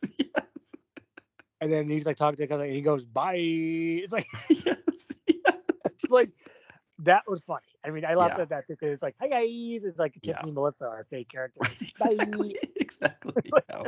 I think one of my favorite scenes is kind of Sure. underrated is when Alex Mazonet as Manny Rodriguez when he first meets Barry Bonds, the undercover federal agent who's like Love spying on the drug dealers with binoculars, and then um Manny has the gun on him and is like, they start, and then he gets in the car, and it's suddenly it's like he realizes he's one of the good guys. And so Barry Bonds starts talking to him. And my favorite things, first off, he tells us the story that we've heard. I mean, every time Manny Rodriguez is in a scene in this movie, when that character's in a yes. scene, he talks about being shot and the fact Yep. that he suspects the new sergeant as one of the people that tried to kill him. And so Barry Bonds tells him his own story, right, to show that he's in the know. Which is hilarious. And then he's like, so I want to clean up the corruption in your your precinct. Do you like do you want to do you like the song I'm singing? He's like, yeah, I like that song. I want to hear more, or whatever. It's like, and then like when he's telling him like you can't trust anybody in the precinct, and the guy goes, Manny's like, well, you can trust my partner. I can trust my partner. He's good. He's like, okay, you can trust your partner. All right, that's cool. Okay, that's fine. Then you don't trust anybody else. Then it's like, it's like almost like they're making it up as they go along when they're talking. Yes. That's But all. Barry Bonds was the best at the making it up as they go along while they're talking. That was one. Barry. After Old Timer Dave, he was my favorite. Yeah, Barry Bonds. I mean, Barry Bonds insert Yeah, steroid joke here, but it's yeah, just like right, I didn't have some big head or something. right, exactly, right. Well, that's the other thing too. I always loved him as a baseball player, but the fact that they have this other guy who's Yeah, named Barry Bonds, he doesn't look anything okay. like him. I love Yeah, that he's guy. long hair and dreadlocks and thin. But they named him Barry Bonds, which is just It's just absolutely funny. beautiful. It's like maybe I'll give this away. As you know, we were supposed to watch Pursuit. Because Yes. my notes, the junkies. I think is it I forget the actor, but his name in the movie is it's William Cat. Uh, his name is Chief Tay Biggs. It's like, wait a second. Taye Biggs, like Tay Diggs, but it's Tay Biggs. He's a white guy, William Cat. So it's really funny to hear that. It's like Tay Diggs? Oh no, Tay Biggs. Right, right, exactly. Like Tom Hardy in Striking Distance. Yes, yeah. Bruce Willis is or Tom Hardy's best work. That's why I'm waiting for Tom Hardy to remake Striking Distance, and his name is Bruce Willis. It's like Exactly. that's the only way to do it. I mean, like, Right. Which would be amazing. I mean, I was talking with Chris Kavinsky, Chris the Brain from Bulletproof, about Gladiator, the movie that with Cuba Gooding Jr. oh, the real Gladiator. Thank you. Exactly.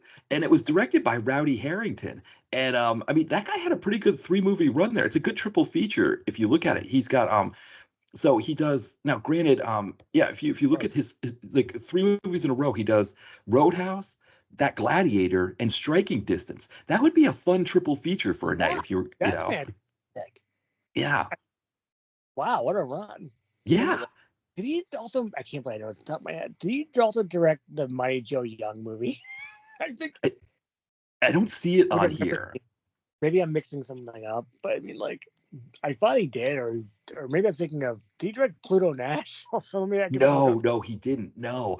Oh, the Pluto Nash was somebody though. I get because I was reading about the Pluto Nash one when I was watching the Beverly Hills Cop movies.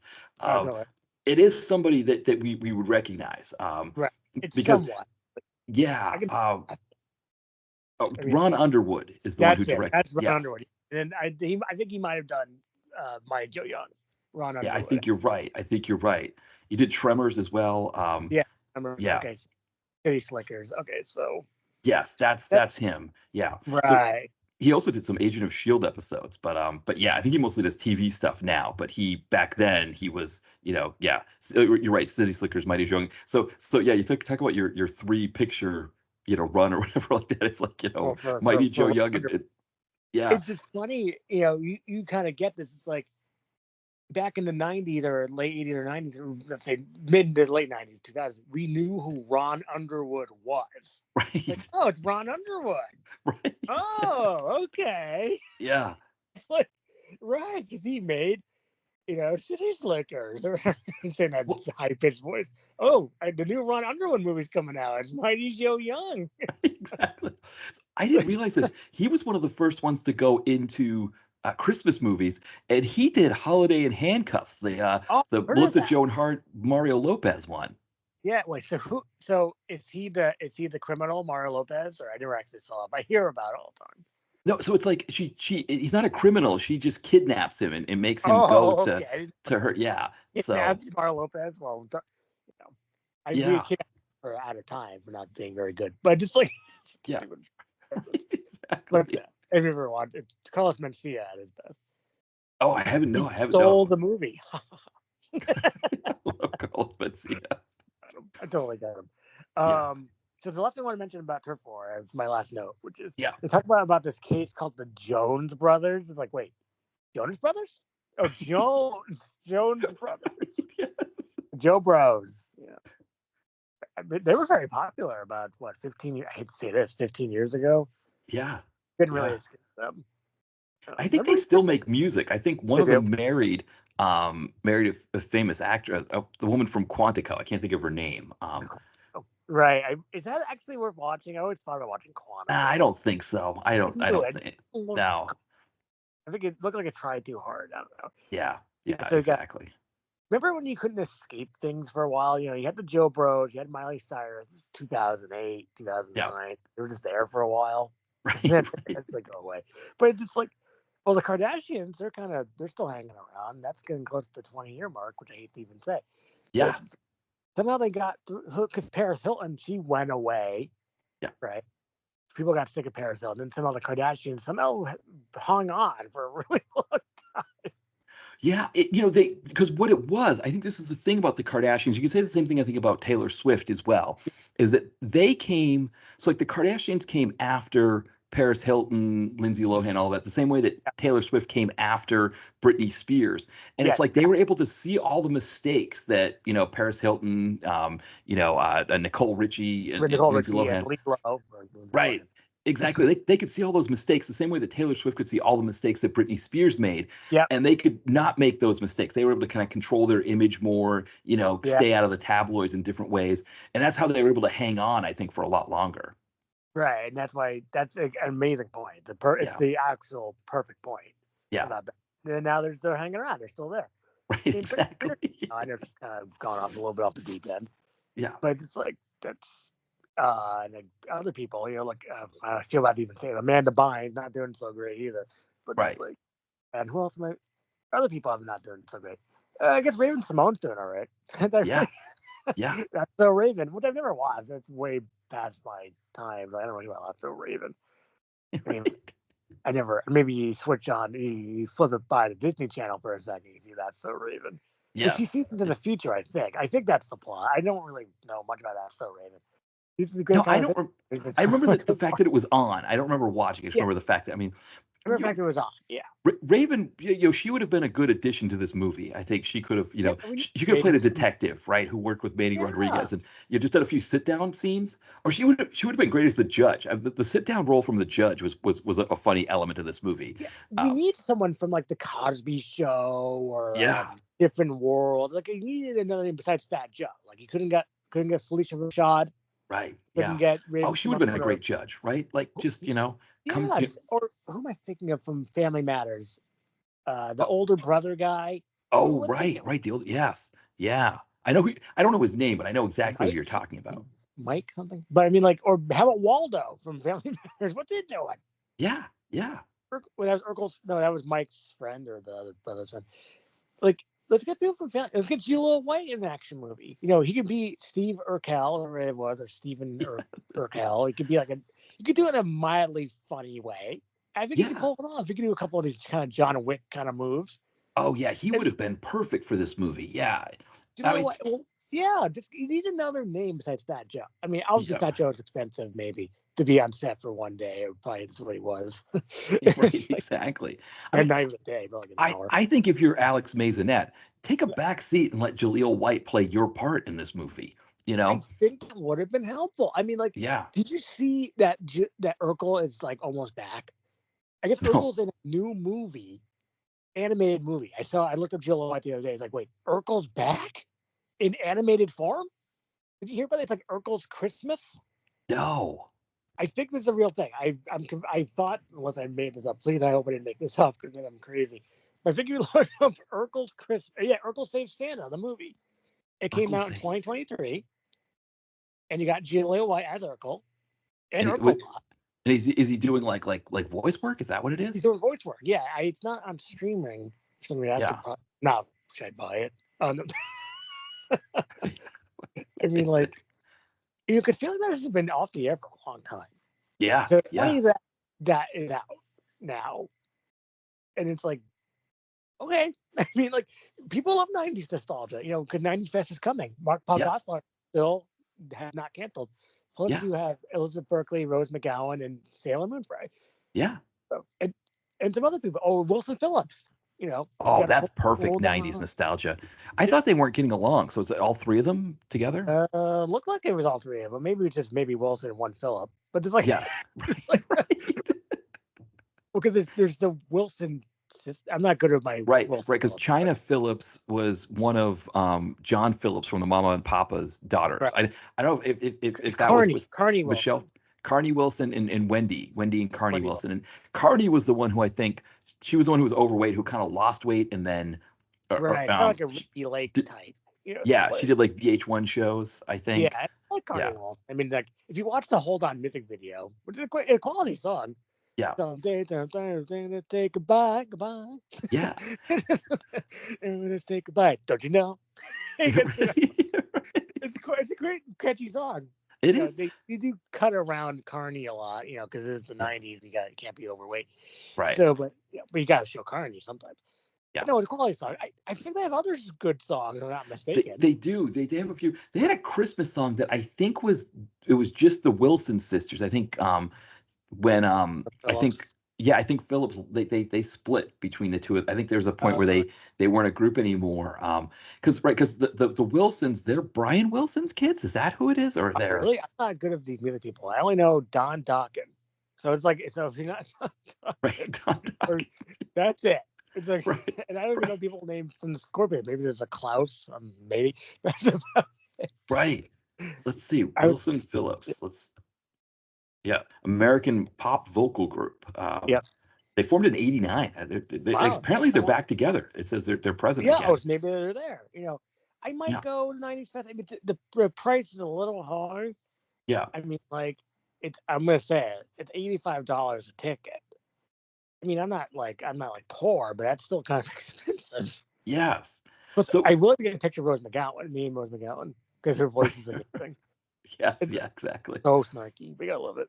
So I forgot about these other songs. So Hold On Yeah, obviously was their biggest hit. That's the one that still gets played a lot. But but hold um, on, yeah, yeah. Release Me, I barely remember. But then Impulsive for sure, and You're in Love. I remember those ones. That's a hero. Yeah, It's like because they're yeah, trying to like they're not like see Heart as a more of a rockin' band. Wilson Phillips yeah. more like a pop band. Right, right, exactly. That's right. Yeah, so they became the Wilsons. They Oh, kind of split from Carney.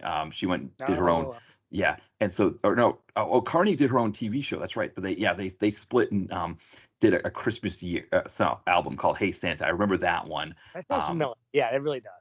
yeah, yeah. So and then they got back together, split, got back. So they're I guess they're back together now. So Yeah, they they're they hanging put out a on. Christmas album in 2010, and they're kind of yeah, they were in Bridesmaids. I guess that was a big thing for them. Oh, I never watched that movie because I don't really No, care. It's like I yeah, hear, exactly. I see clips on it when I do my Instagram, scrolling as a teenager thing, but it's like, Yeah, I don't know, it's not, I'm not yeah, interested. yeah. What was I gonna say? Yeah, so yeah, the Scorpions. I think there's a guy named Klaus in it. Not Yes, there has to be. There has to be a maybe Klaus. Yeah, because I always listen to Scorpions, but I'm trying to do my Scorpions impression, which yeah. maybe I can practice in this very program. But there's a song. It's called "Let's Rock." Obviously, because it's Scorpions, they love the rock. Right, And it's like, exactly. "Let's rock, let's roll." That's my German impression. That's the best I can do. It's Yeah. like it sounds good in my head. I can't. I'm not good at accents, but can you do accents? Or just like, I can do some. It's funny because with Pitbull, for some reason in my oh head, yeah, I we'll have get to this that. idea of him being somebody from Ireland, being like, Pitbull, I love you, Pitbull. I love the music of Pitbull. What's that? But somebody's like that got into my head, but that's like the best, like, oh, Pitbull, there's a fire. I listened to Pitbull and then there was a fire and I had to get out of my house. And then it's like that. It's like kind of like, and I have a feeling somebody from Ireland hearing that is going to be like, that was horrible. You sound like, Patrick Kilpatrick in Riot. But Yeah. All right. Well, it's better than Brad Pitt's Irish impression. Not yes, home, good not point. home. Right, good point. Yes. Well, that's my favorite. I mean, I have that recorded, so I can always practice my terrible Brad Pitt Irish impression. Good Yeah. movie though, Devil's Own. If you ever Yes. have Yes. it. Yeah. But that impression's fantastic. And Treat Williams does best too. Yeah. Thank that's when I was coming out. I was like, ooh, Treat Williams, because I used to watch all of his movies. Yeah. Ooh, he's hanging around this. Hey, look, Treat Williams. Oh, right, Brad Pitt, Harrison Ford. It's like, Exactly. it's like, isn't that, that's what I said. It's like, oh yeah, those people. Like, but yes. It's anyone about Turf War? We can jump into Mr. Pitbull. Yeah. I think the only thing about Fat Joe was I remember Oh the yeah, Fat Joe. song "What's Fuck Fat Love." Joe. I remember that song, and I was listening to it because I'd always in my head had this idea that he was singing about. Do you remember the old SUV, the Bravada, that was like an Oldsmobile SUV? Mhm. Um, Yeah, I and think so that's yeah, yeah. it was like it was like a lesser version of the Escalade.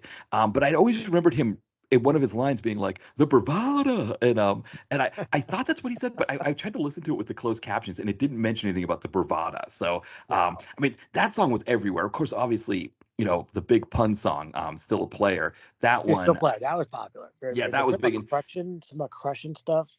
right, so I'm on a player. I just crushed your life. Yeah, and Crush on. so It's he very, had very formed the production company Terror Squad. He had performed that label that Big Pun was under. And if you're watching the video, he's like holding an umbrella over Big Pun and all that stuff. So I think he kind of recognized. I think if Big Pun hadn't died earlier, that Big Pun was probably a better rapper than him.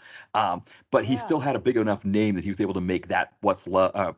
What's Love song that with Ashanti that was like a huge hit Right. that was kind of played everywhere. But beyond Yeah. that, I don't. The other Fat Joe story that I had was just that the first time I ever went to New York City, uh, we were going for an anthropology thing in college in DC, and the young woman who was driving us, she had this thing for the Merritt Parkway in Connecticut, of all I places. love the Merritt Parkway. It's Yeah, fantastic. Yeah, she just loves she loved the Merritt Parkway. And so, but then like she couldn't figure out how to get us to New York from, she had like this MapQuest thing with all of these, turns and routes and all of that stuff. That was like the printout. And we got lost in the Bronx. I don't know how that happened. But I remember this big Fat Joe mural. And I think it might have been for this album that had What's Love on it. Mhm. But it was like this big Fat Joe as we're like lost to the Bronx trying to figure out how to get back on the highway. Um, but yeah, that was my introduction to the Merritt Parkway as well. I guess my first time Yes, in Connecticut was that nice. trip as well. That's great. That's fantastic. Yeah, Uh, yeah. I was So gonna say about Fat Joe. Oh, see now Fat Joe is more like Skinny Joe because yes, I guess he's taking a certain weight loss drug that people love and enjoy, which I guess is Ozempic or right. Manjaro. The other one, Wegovy.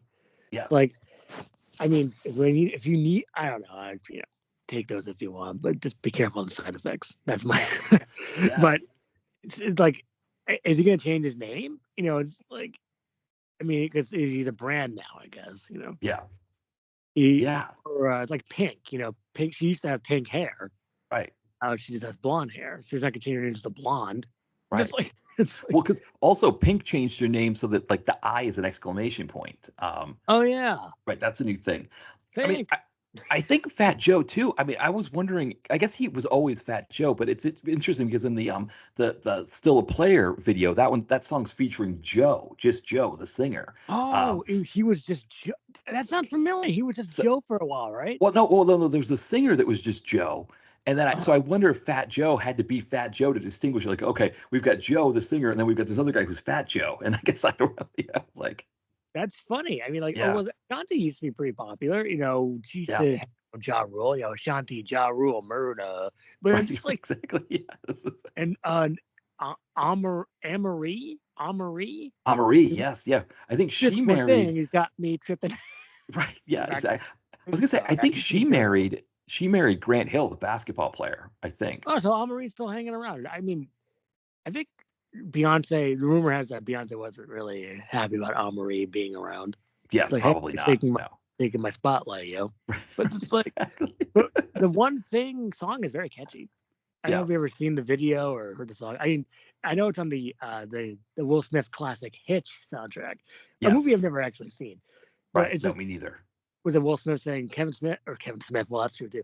Kevin James, you're fat, or is that basically it? Is that what Yes, it is? Like Kevin exactly. James just Exactly. like fat or whatever. It's like Right.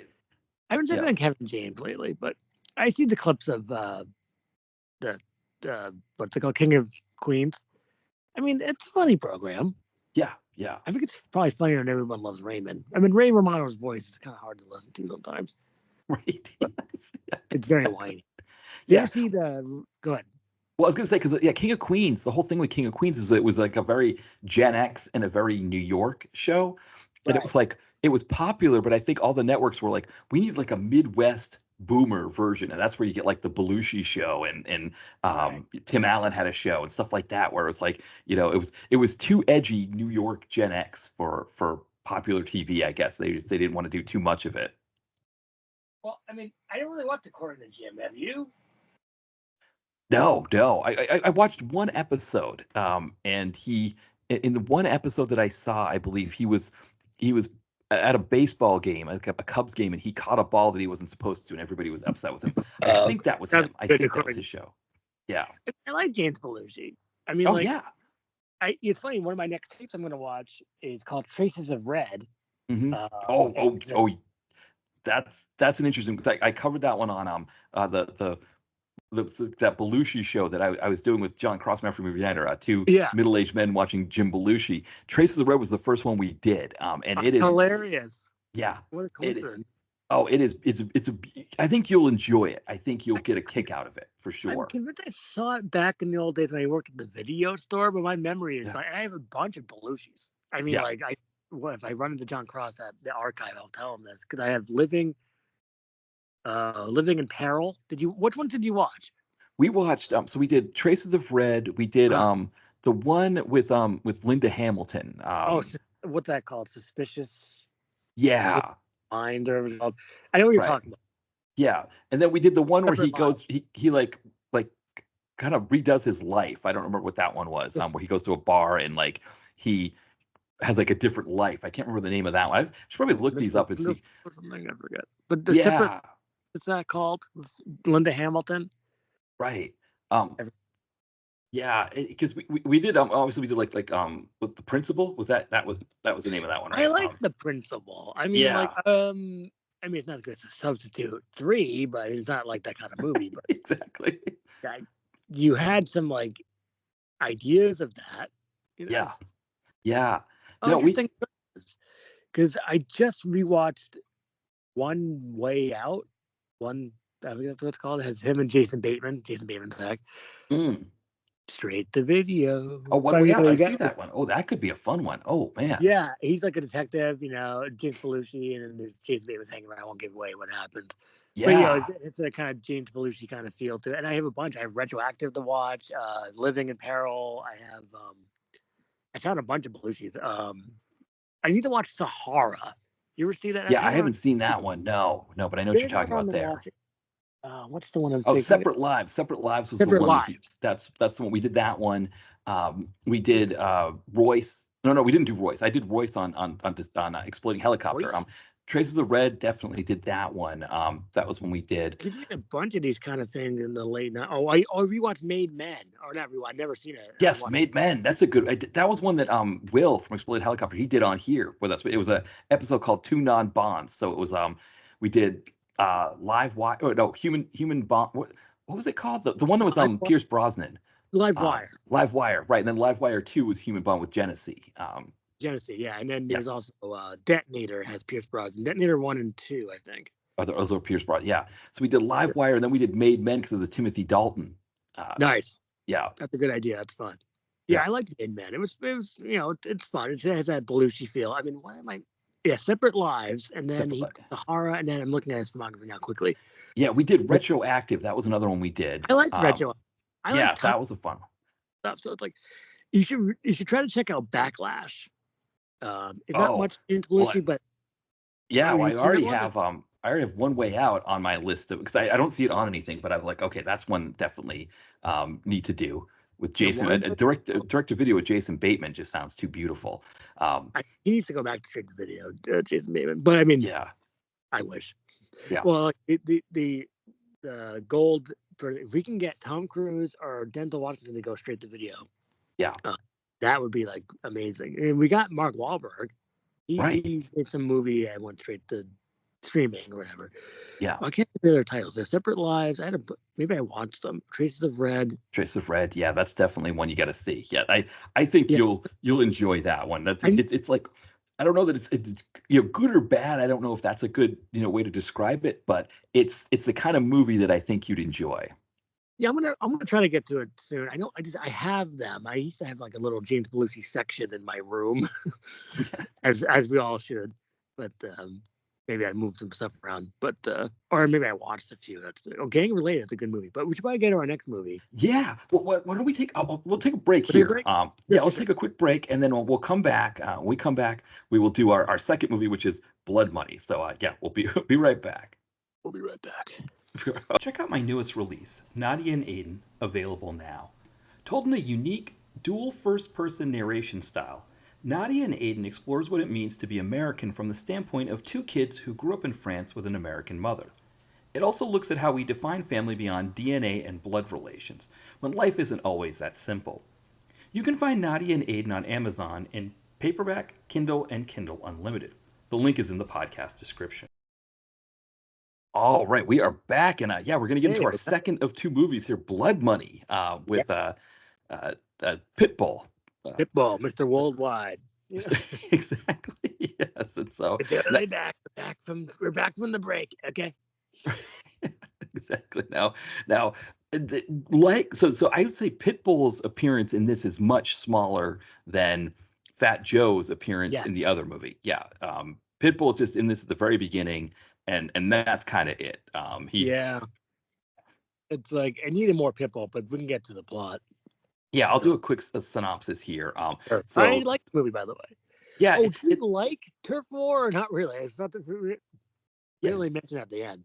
Yeah, I think Turf War is like you said. It's like maybe it's like a 2-star movie. It's 2-star movie with some laughs, but overall kind of. it's rough, it's junky, but Fat Junkie. Joe is kind of fun to see, and it's got some, like you said, it's got some laughs which help. That's a lot, and that's enough. And Yeah, I'm gonna give it a pass. I yeah, mean, the most lightest pad you're ever gonna get on that. yeah. I It's like, think if it wasn't an hour and 45 minutes, if it was like yeah, 80 minutes long, I think it would be a much more fun movie. that would be, it'd be like a Phoenix level, I think. Yes, yeah, I It agree. was people. Yeah. It's too long. It's too long. But yeah, we'll go to Blood Money. Okay, so Yeah, it's last. which Blood Money, of course, is also a long one, but it's like almost it's like an hour and 49 minutes, unfortunately. So they're also a little bit long too. But this one involves a situation where you've got Colombian drug cartels that want to work with some Hong Kong triads to get cocaine from Colombia into Australia and Sydney and then into China. That's their plan. So they see a lot of money potential there. They're already making enough money in America, but let's see if we can make some more this way. Now, part of this process involves their hitman, who, of course, his name is like way down at the end. His name's Zhang Liu, I believe is the name of the actor. He plays a guy named Zhao, or they say Zhu. They call him Zhu in this movie, but he's this hitman who works for the triads.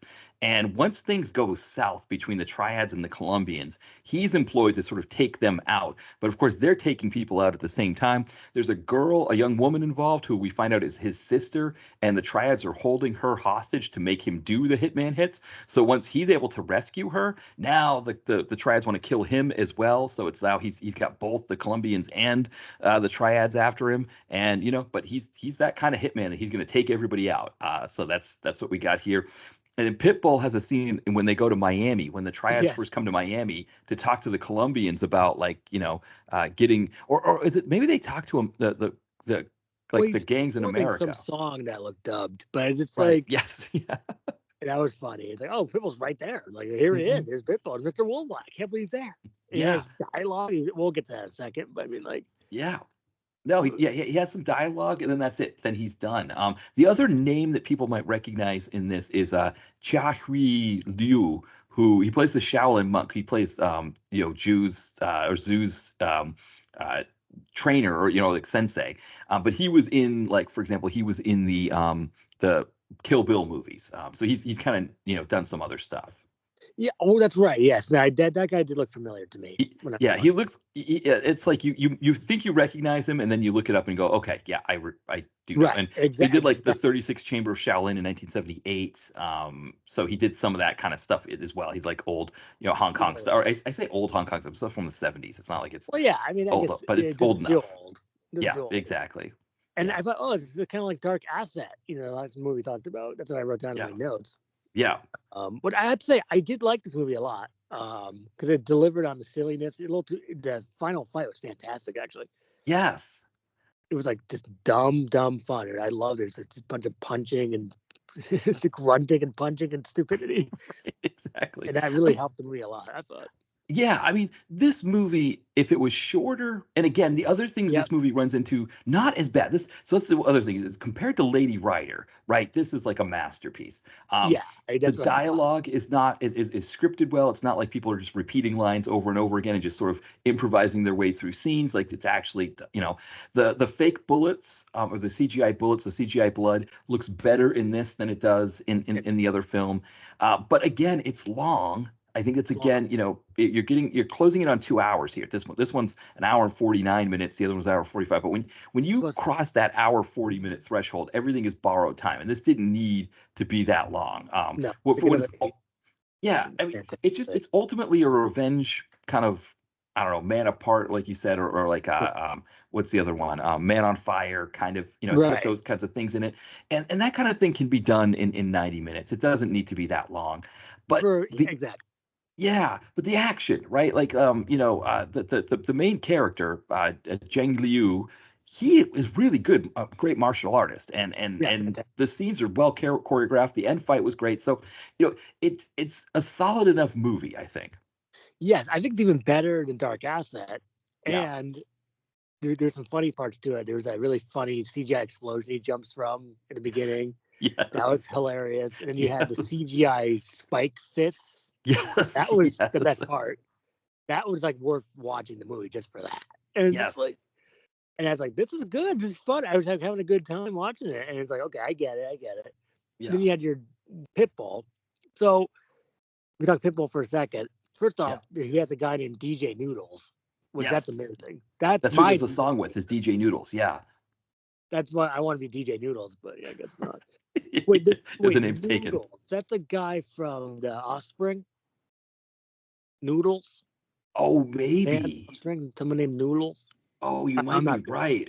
It's not the guy that with the glasses, is it? Oh, I'm not good at these people. I only know a fan. Only know. It's so stupid. Oh, I'm gonna say it. Well, it was I just know from bands like Wes Borland. He's from Limp Bizkit, right? Yeah. Oh, Kevin, the lead guitarist. Yeah, the guy with the glasses. Kevin Noodles Wasserman. That's him. Yeah. Yeah. That's Yeah. Noodles. So Yeah. I thought, Noodles. Oh, it's DJ Noodles. See, Yes. there's DJ Noodles. There's DJ Scribble. Yeah. Let's go back. What's he up to? What DJ Scribble up? Now here's an idea. Oh, DJ Scribble. Yeah. DJ action movie. You get all the DJs to be in a movie. So you get Scribble, you get Noodles, you get DJ SW1 from In Living Right. Color, or Sean Wayans. Sean Wayans. Yes, but he could reprise his role as SW1. Yeah, it's SW1. It's like I love when he's like it's SW1. Oh, it's Sean Wayans. All right. Right.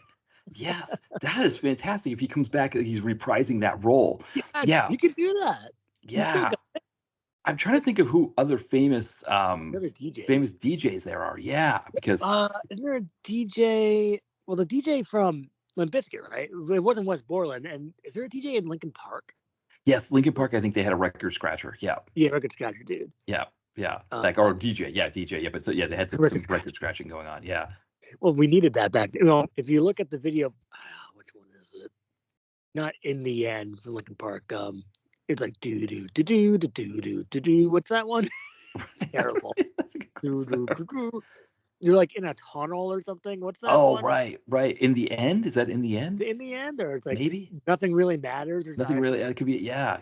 I gotta figure that out because that's gonna drive me nuts. But I mean, like, everyone loves looking this up. Linkin Park. It's like I'm spelling it too fast. I'm typing in Lunkin Park. Yeah. I like Lunkin Park. It's a bunch of lunkheads. Or Linkin Park song or video, and then I'll find it. Let's say sorry. It's funny. I was looking at famous DJs, but it's like all new guys, and I kind of wanted to see what like ones from the '90s and see. But of course, Frankie Knuckles, he's no longer with us. He would have been Fatboy Slim. I didn't even think of that. I guess he counts as a DJ. Yeah, Fatboy Slim. He's the original Skinny Fat. Yeah, DJ Jazzy Jeff, of course, the biggest one. Of course. That's like one how do we miss DJ Jazzy Jeff? That was like he would have been the biggest one. Obviously DJ Scribble. So I mean, I wonder if DJ Jazzy Jeff, if he would be the leader or he would be like a sensei kind of character that people like come to see after, right? That's great. So maybe like the DJs, like it'd be like the movie Blood Money that we're talking about. Yeah. But it's all DJ starring. So they would come to see DJ Jazzy Jeff, and then like these DJ Scribbles out. Maybe he's the villain, DJ Scribble. Yeah. And like they throw records at each other, but they have like spikes on them. Well, I almost feel like Fatboy Slim would be a great villain, right? He could be like, because he's like English, I think, isn't he? Isn't he from England? Perfect. So he has like an evil plan. It's like, so he tries to take out all the DJs in the world, and so he can be the ultimate DJ. Right. And I mean, he put a suit on him and have his English accent and everything. Yeah, he's from Kent in England. Yeah, so he's he would be the best baddie for this movie. And then you've got like DJ Scribble, DJ Jazzy Jeff.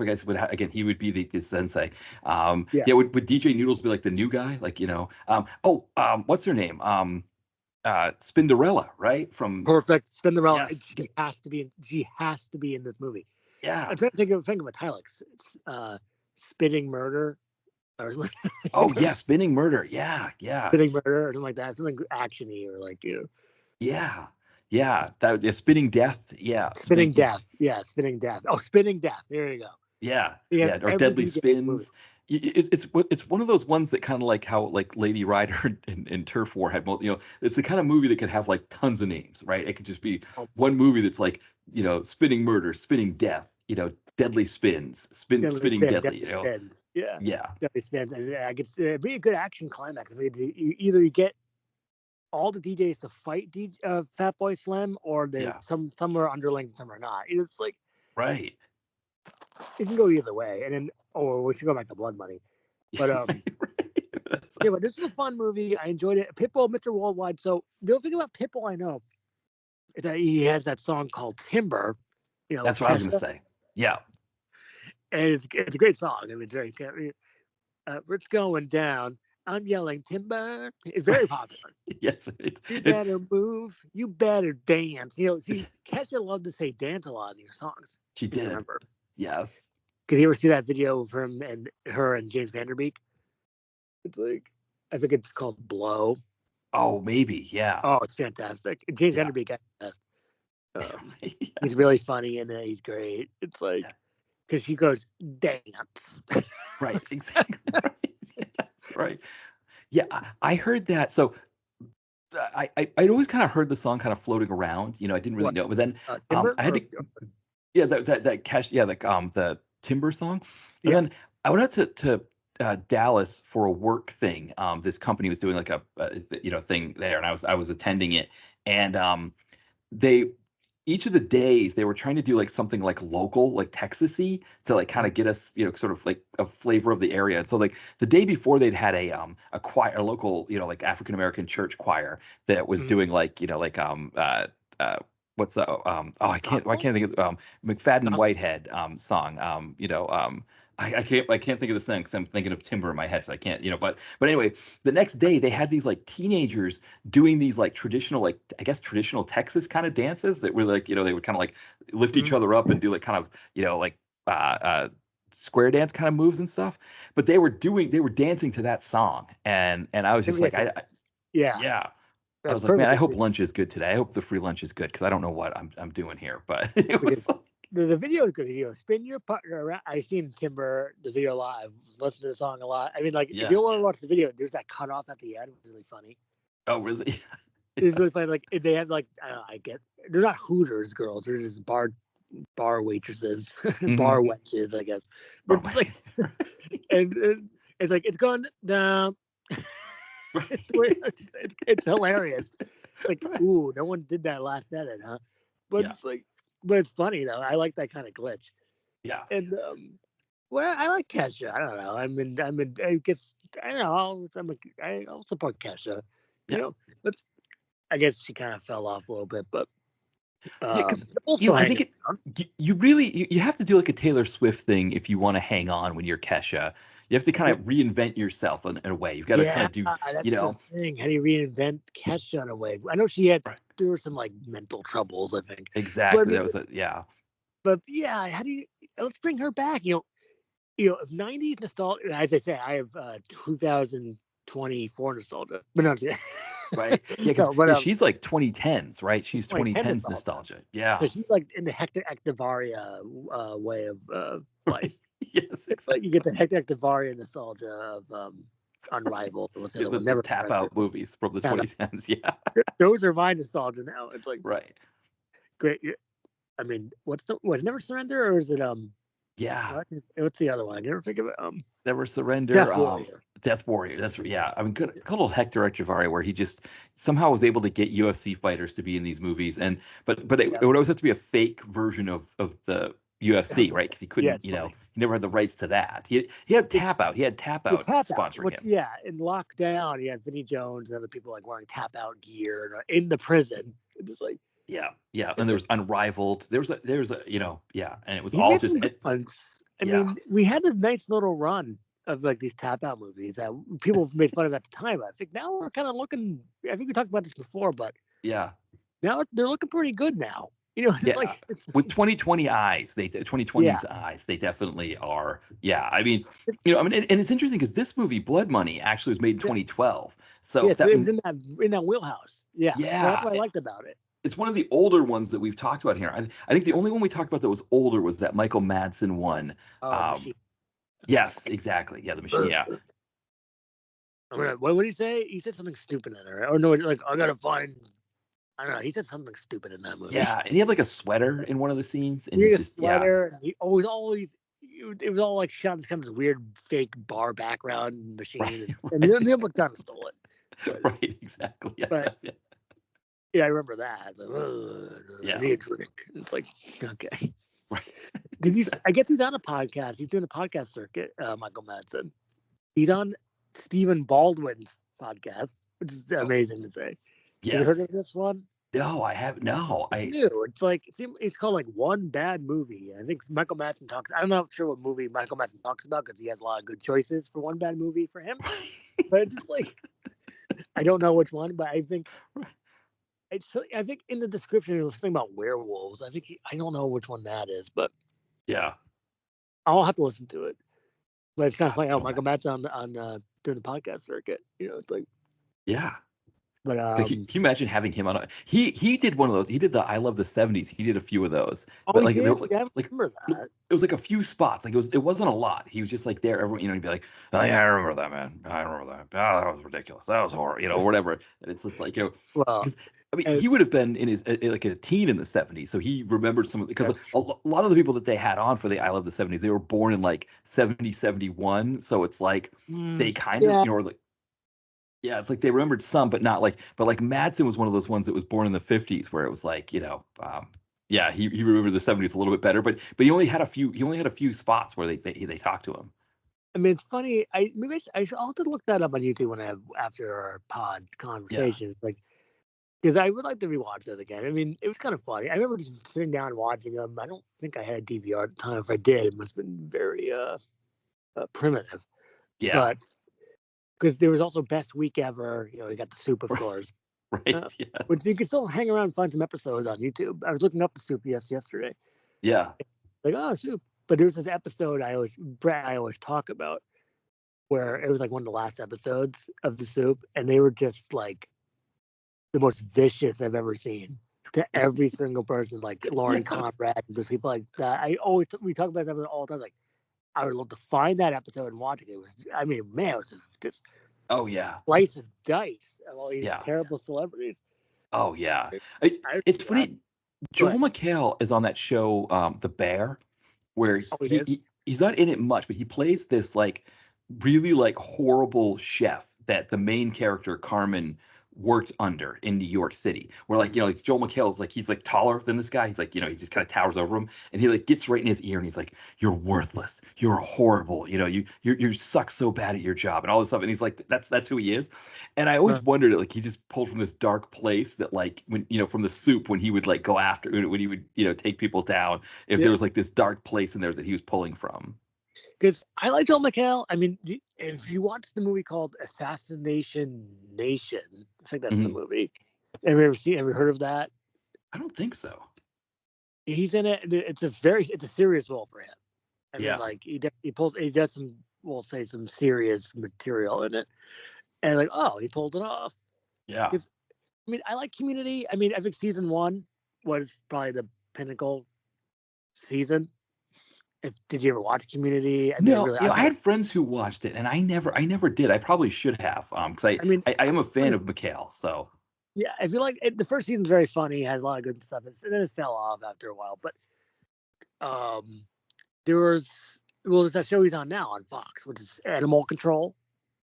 I mean, you probably heard of that or yeah, oh no? yes, I remember seeing the commercials for that. I haven't seen it, but is I that mean, so that's still on the air? That one's still it's that still hasn't been not that canceled. Jenner's still on. But Yeah. what's frustrating about that is that you can't watch season one on Yeah. Hulu. You can only watch season two. Fox does this weird, crazy, annoying thing where you can't watch the first season of things. It's like, but don't you like own Hulu a little bit? They Right. Well, own because Tubi. Disney owns their own of Hulu, like Hulu. essentially. So Right. Disney. So that might be more of a Disney thing. Disney might be pulling Okay. that BS now. Yeah. Because Animal Control could be on Tubi or something. I mean, like, because I know Fox owns Tubi. I know that for sure. It's like, Hmm.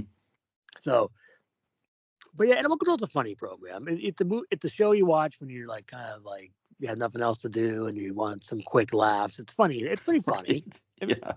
you know what I mean? Like you just have you're watching it at like at 2 p.m. in the afternoon. It's like Hmm. it's like if that makes any sense to people. Yes. Yeah. 'Cause I think I watched it. I got like a little like small pizza. It's like it's a pizza show, and. What did I say? Oh, Blood Money. Yeah, so I recommend Blood Money. I mean, this is probably a quicker rundown of Blood Money. I recommend it. It's on Tubi. Um, Yeah, I think the length is the only thing yeah, only working thing I was against it. But also, I didn't realize. Yeah, yeah, I think I didn't realize. So Gordon Liu, the guy that I yeah referred to as Cha Hui Liu, He's credited as Gordon Liu on the cover on some of the covers. But the other thing too is if you go to the IMDb page for Blood Money, the trailer is for a John Cusack movie, direct-to-video movie called Blood Money. Oh, So they're gonna just say, I seen that one by the way. yeah, another reason why you got to make sure your movies have unique titles because Yeah. all these kinds of things happen. But if you find Blood Money, the thing is when you search for it on IMDb, you essentially have to Right. kind of page down. But if you search for it on Tubi, it'll be right there. It's I right don't. there. Yeah, And yeah, on IMDb, you got I think you can put years now on IMDb. So if you put Blood Money 2012, you'll find it faster. exactly. Good Or you point. just look That's a at good point. Pitbull like we always do. But Yeah, yeah. Because I don't think Pitbull comes up because I don't think I tried searching for Pitbull and I don't think that worked. Because I think Pitbull it's supposed to be a two-word, but he spells it with one he's one. word. Yeah, he's one Yeah. word. Oh, okay. Because I tried to find other Pitbull songs besides Timber, by the way. I can't. I mean, I No. probably have to look it up. I mean, then I'll Well, because remember. yeah, I had kind of when he became big. So it's funny. I say when he became big. I mean, he's only like a couple of years younger than me. He's born in '81, so it's not like he's like a really young guy. But he started in kind of in the 2000s, kind of around the Yeah. time that I was kind of getting out. Like he was sort of blower on the scene. And then when he becomes big in the 2010s, Yeah. I kind of aged out of new music at that point, and I Same, wasn't hearing as same. much. Wow, we're in the exact same boat. Like the last thing I heard that was like popular is Wrecking Ball or Miley Cyrus. That was popular. Yeah, It's like or yeah, anything that Miley, if you're not Miley Cyrus 2013 to 2014, you're done. yeah, It's like right, done. exactly. It's like Yeah. what's the other one? Oh, we can't stop. We won't stop. There's a party. That's very Right. that was very popular song Yes. Yeah. by Miley Cyrus. Yeah. Weird video. You ever see that video? I I've never seen any of the videos to her songs. I remember there's also a party in the USA that Weird Al made fun of called it Yes, Party in the that's CIA, yeah, which was a good one. yeah. The We Can't Stop video. We watch it like, huh? Yeah. Someone is on maybe some sort of drug. Yeah. There's like Oh, I okay. know you want me. I remember that was Pitbull. Wait, what's oh, I know you want me. Yeah, that Right. one. Yes. So I remember that one being because Yeah, that's a friend of popular. mine's my friend of mine's girlfriend listened to that and she was playing that song. And so Okay, yeah, okay. So that one I do remember that one coming right. out. So Is it yeah. on the floor? Is that a Jennifer? I thought it was a Jennifer Lopez song. Oh, Jennifer Lopez song and Pitbull. Right, he did it. He did a song with her. Because she's always like leaving and coming back. Right, she's Yeah, and she's I forgot definitely too. That's right. what?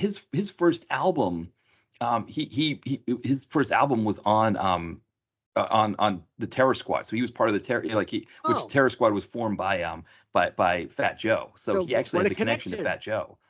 What a coincidence that is. Yes. That was not planned. No, no, no. Right. When we were picking two rappers, we just were picking two that had movies The movies that are on Tubi are Hulu, easy to on find. Tubi. Yeah, exactly. Yeah, That's yeah. amazing. So That's hilarious. I mean, look right. at that. Because it makes Yeah. sense. It actually makes sense because when I was reading about Fat Joe, I know when he pivoted out of when kind of the scene was kind of moving down towards the Miami when Miami rappers that scene was becoming bigger. I know he had signed DJ Khaled. Is that how you Right. say it? DJ Khaled or Khalid or whatever? I Um, just know he's a big fat guy. He likes to eat like bad food for you. It's like and he's calm in down. commercials, right? He's in every kind of commercial. But Yeah. yeah, so he signed that guy. So I guess they probably would have had a connection there, and he probably would have got Pitbull would have gotten on that album. I guess. Oh, I didn't realize he was he did a song for the Fast and Furious movie. Or one of the Oh, Fast in 2000 or for Fast and Furious oh, the if '09 it's not, movie. So yeah, if it's not the second one, then okay, like too fast, too furious. Yeah, right. that's the I'm next too one. fast for y'all. Yeah, too fast for y'all. And then of course the other great line from Too Fast, Too Furious, like I don't want to talk about a cuh, from Right. Paul Walker. Yeah. Cuh. Yeah. I mean, you can't get any more 2003 than that. And Paul Walker saying it. Yeah, no, and that movie, Too Fast, Too Furious. I mean, the Paul Walker Tyrese Gibson Yeah, combination in that is so fantastic. And when they brought Tyrese Gibson into the series, that Robot character, they made him into this goofy, like yelling all the yeah. time kind of guy. But he's great with Paul Walker. The two of them had great chemistry. I mean, I don't want to change his character. I mean, Tyrese. Well, we got the system, of course, and of course, they got Right. Bloodline Killer. Yeah. But he's in some weird movie called like Pig or something, or like Deadly Oinker or something. Is he? Yeah. I made that up. I mean, like, there's some weird movie that Tyrese is in that has like an animal or something like that. I wouldn't be surprised. 1992 hasn't come out to the streamers yet. You Yeah, know, because I think Tyrese he's having a problem right now with the fact that they're taking so long to get this next Fast and Furious movie out. He's got to find stuff to do in between. Yeah, that's why he is Bloodline Killer. Like, what do you got for me, my agent? It's like, Yeah, well, we have Bloodline Killer. What's that? Squealer. Well, Is that the movie you're talking about? Squealer. Squealer. That's it. What I call it, Deadly Oinkers. Deadly. But yeah, Squealer. That's it. Yeah. Oh man, it's on Peacock. It's streaming on Peacock now. See, I don't really have Peacock. I mean, like, Comcast wants too much money for it now. Oh, okay. So yes, you can't. It's like it's got Theo Rossi as well. So maybe they'll move it. Yeah, Theo. Yeah, so maybe this thing will get moved to like Tubi or something at some point. Tubi, Hulu, Netflix, Paramount Plus. I can do all any of those. Peacock, I just can't. Even my friend who has Apple TV doesn't even have Peacock. I mean, like, or maybe I can look into it, but it's not looking good. No, Twisters is on Peacock. Here, that's a good movie. I want to see Twisters.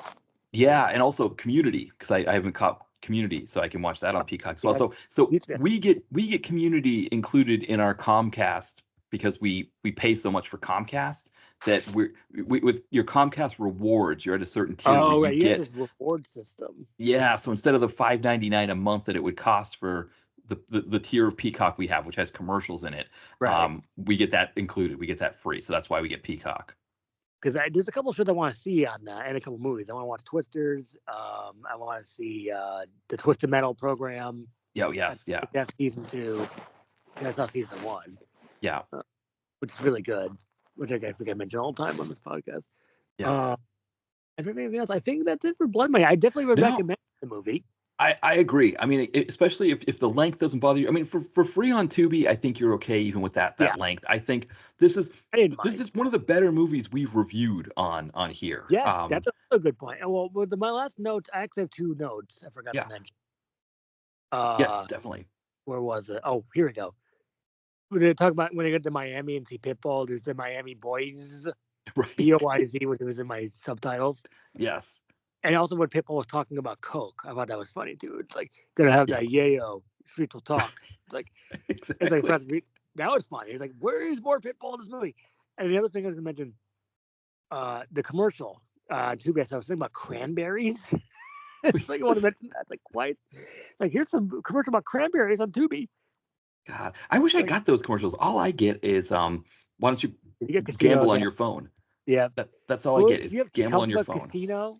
Chumba Casino and also MGM. I get that too. Yeah. I get some cranberries. Yeah. It's like, at least it wasn't that ED medication from last time when I watched. Oh, that's right. I get ED medication as well. I get Hims. Oh, okay. I get the Hims commercials. Oh yeah, I got that one during the Ryan Phillippe Factory episode, and it's like, oh yeah, I'm gonna watch this, with my parents. So this is embarrassing. Well, it's embarrassing that I'm watching these Ryan Phillippe fake movies, but I mean, like, besides that, yes. Like, which one's more embarrassing? I don't know, actually. Yeah, no. Well, I think it was John Cross after we were done, and we were talking about Van Damme movies and how like Van Damme would always have these love scenes that were kind of borderline, softcore porn in his movies. And it's like, that was the scene that your parents walked in on when you were watching a Van Damme movie, right? It wasn't him beating up Patrick Kilpatrick or something like that. No, that never happened. I mean, like, never happened. I think I watched Bound when I was a kid. I wasn't supposed to watch that. And, yes. Like, oh, no, I got in trouble. Right. That was one that I think I got that one off of pay-per-view and taped it, I think. And same thing. It was like one of those ones where you're like, it's probably better to watch it when Joe Pantoliano is cutting somebody's finger off as opposed to some of the other scenes. And it's like, because the movie I rewatched about 2 years ago. Good movie, but it is fairly talky, but there's some adult content, and of course that's when people walk in. It's like, no, exactly, yeah. Well, that movie. It's like, right. I mean, everyone's had an experience. Right, exactly. That's it. Yeah. Well, the other thing about Bound, that was the movie that the Wachowskis did to prove to the studios that they could make The Matrix. So I guess the studios were like, can you just make a movie first? And if you do well enough with that movie, I mean, I think Roger Ebert had it in his top 10 for that year, whatever year it was, 96, 97, whenever it came out. It is a lot talkier than you might remember. Yes, exactly. Like, yeah, for sure. There's that bit, which I don't want people have seen Bound by now, right? I would hope. Yeah. I mean, that was 20 years ago. Right. Or 25. close It's about 25 at this point, I think. Yeah. 25 years. Well, when they kill Joe Pantoliano, I'm just gonna say when they kill Joey Yeah. Pants, that's a cool sequence. With the paint Yes. stuff, very well done. Yeah. It's a good Yeah. movie. Robert Lodge is in it. Really, what's that? I think. Oh no, not Robert Maloney. Lodge. Who's Maloney's the in it. Chris Maloney. Chris Maloney? That's right, Chris He's Maloney. good. He's good in it. Yes, he was great. And then I was trying to think of who played the old guy. It was I know what you're talking about, but yeah, I don't think it's Loja. John P. Ryan. That was who it was. Yeah. Who was that? I'm sorry. Yeah. So John P. Ryan. It was not who I thought it Yes. was. I thought it was yeah. But yeah, he's It's a good. good movie. The quality, Yeah. Bound the quality movie. Yeah. But yeah, I think I'm. Oh, hold on, let me just double check one more thing on my notes. Oh, there's a funny dubbing of like, remember when Mr. Blood Money, I guess that would be his name, the main character, the Asian man. He goes through like this gag, and it's like it's like a funny dub, like some like African American British guy didn't sound right. Right. Yes. That was kind of funny. Yes. So I will recommend Blood Money. Wait, hold on. Yeah. One more. No, this one's pretty good, and I think again, out of the movies we've done, it's not bad. Not a lot of Pitbull, but that's how it ended up on this episode. So if that's our only flaw, I mean that's pretty good then, because I was really enjoying it. Yeah, exactly. We can go to our next thing, let's spotlight on a fight. Spotlight on a fight. So so we decided to look at the fight between RoboCop and Kurtwood Smith. Clarence Boddicker, I guess. Clarence Boddicker at the end of RoboCop, which is I guess kind of break it down. Like it starts off with the partner, right? She shows up and she gets shot, and I mean Boddicker's like shooting her. He's just she's shot. Yeah, shot like a bunch of times. Yeah, but, and this is kind of this is the big bit. Right. Sorry, Ann Lewis is the character's name. I always forget her. Yeah, Lewis. Yeah. Right, exactly. Yeah, and so Boddicker is shooting her, and then we've also got Ray Wise kind of up at the top because they're in this junkyard kind of area, which like swampy kind of junkyard, water in it and stuff like that. Yeah, it's a mess, and so RoboCop shows up, and Kurtwood Smith is like thinking like he can play on the fact that he's a robot, to be like, well, you can't kill me, I'm unarmed and all this stuff. Unarmed. It's like, I'm not thinking about arresting you anymore, Clarence. And that's also we can stop there. It's like you're making me nervous here. It's Kurtwood Smith at his best work. Number one is Clarence Boddicker. He cannot. No, he's fantastic in it. Yeah. If you had it, so if you're talking just about a movie, and if you didn't know what RoboCop was, if you'd never heard of it or never seen it or anything like that, and someone said to you, Kurtwood Smith plays the baddie, you'd be like, what? What am I? Why would I want to see? Like you would think it's a joke, right? You think it's goofy. But no, he's a great baddie. I mean, remember Bitches Leave, when he goes to kill Miguel Ferrer? There. I mean, just that was fantastic. You could just stop there. And that was fantastic. And he has all this stuff. You're like, it's Dick Jones. It's like everything he says and does is just perfect. It's just perfect. Yeah, it is. It's beautiful. So now Ray Wise is kind of sneaking around at the top, and he gets to this like crane thing, and it's holding a whole bunch of scrap metal. It's like really heavy scrap metal. So as Weller is about to shoot Kurtwood Smith, Ray Wise drops this metal on RoboCop. And of course the other thing too is remember that Peter Weller as RoboCop, he's got this mask off, so you're seeing his face. So we're really getting that kind of that Frankenstein's monster kind of thing with the humanity, trying to come out. Right. Yeah. So he drops the metal on him. That's it. He's got the metal all, and so he's buried by the metal, Mr. RoboCop. He's buried, but now Anne and the Lewis, Officer Lewis, she's able to get enough because that's right, I forgot. Kurtwood Smith has this big gun that he was shooting her with earlier, and he RoboCop disarms him of that gun, so that gun is kind of just lying around. So she crawls over to the gun and she shoots Ray Wise, so he's out of the picture. He's done. It's like, I got him, Clarence. So Kurtwood Smith thinks Clarence Boddicker thinks he's going to finish RoboCop off because he's stuck on this metal. He can't get out, and he's kind of desperately trying to get out of this metal. So Kurtwood Smith comes over, and he's thinking like he could shoot him, but no, Weller knocks the gun away, I think is what would happen. Then he pulls that rod and he starts trying to whack him with the rod. I was like edge of my seat. Yeah, I mean I've seen this 5 million times, but yeah, I'm still on edge of my seat. Yeah, and he just blocks him. Yeah, he blocks him a bunch of times, and then Kurtwood was like, "Well, what if I just stab him with it? Maybe that's a better idea." So he does, and that's where we get the beautiful Weller acting, where he yells, much better than the guy who screams in Lady Driver or Lady Rider when he gets squished. This is a much better yell here. Please, see that, but this one was like real.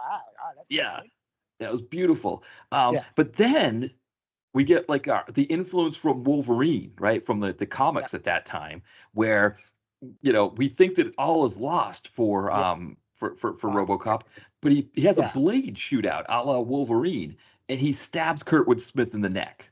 Exactly, and that was fantastic. And it was before he did it, says "Sayonara, RoboCop." That's right. That's my favorite part. And then he stabs him in the neck. Yeah, and it's that great blood spurt and blood splash, by the way, because it's the uncut version. Yes. Yeah. So he runs. Yeah. Because that's one of the things about RoboCop is that the uncut version is actually less scary because the blood is so like much more over the top that it's hard. I remember when I first watched RoboCop, it scared me because they cut so much of it that it was actually more sinister. But when you watch it when it's uncut, it's much better. And there's that great, because I've seen this fight in movies way too many times. There's that, it's too much almost for people, but there's that noise with the blood goes. Yes. And then he gets killed. And it's so fantastic. And he has that, he gets stabbed in the neck. And what a movie. I mean, like, it's a good fight, though, because you wait for the whole movie, really.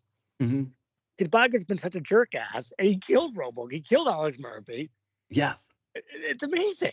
Yeah. I mean, and then, but that's the thing. Kurtwood Smith can never. I just saw Kurtwood Smith in a movie I watched a few weeks ago called Shelter.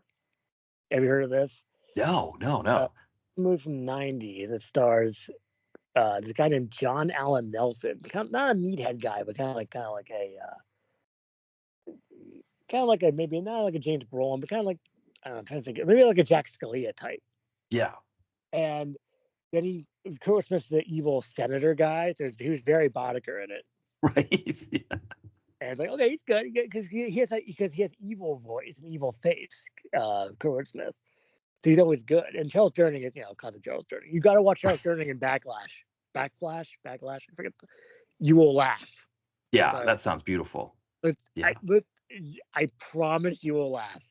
There's one part that I was cracking up at with Charles Durning in it. So like Charles Durning doesn't have an accent, but I guess he does. Right? He's like Irish. Yeah, I think you might be right. Yeah.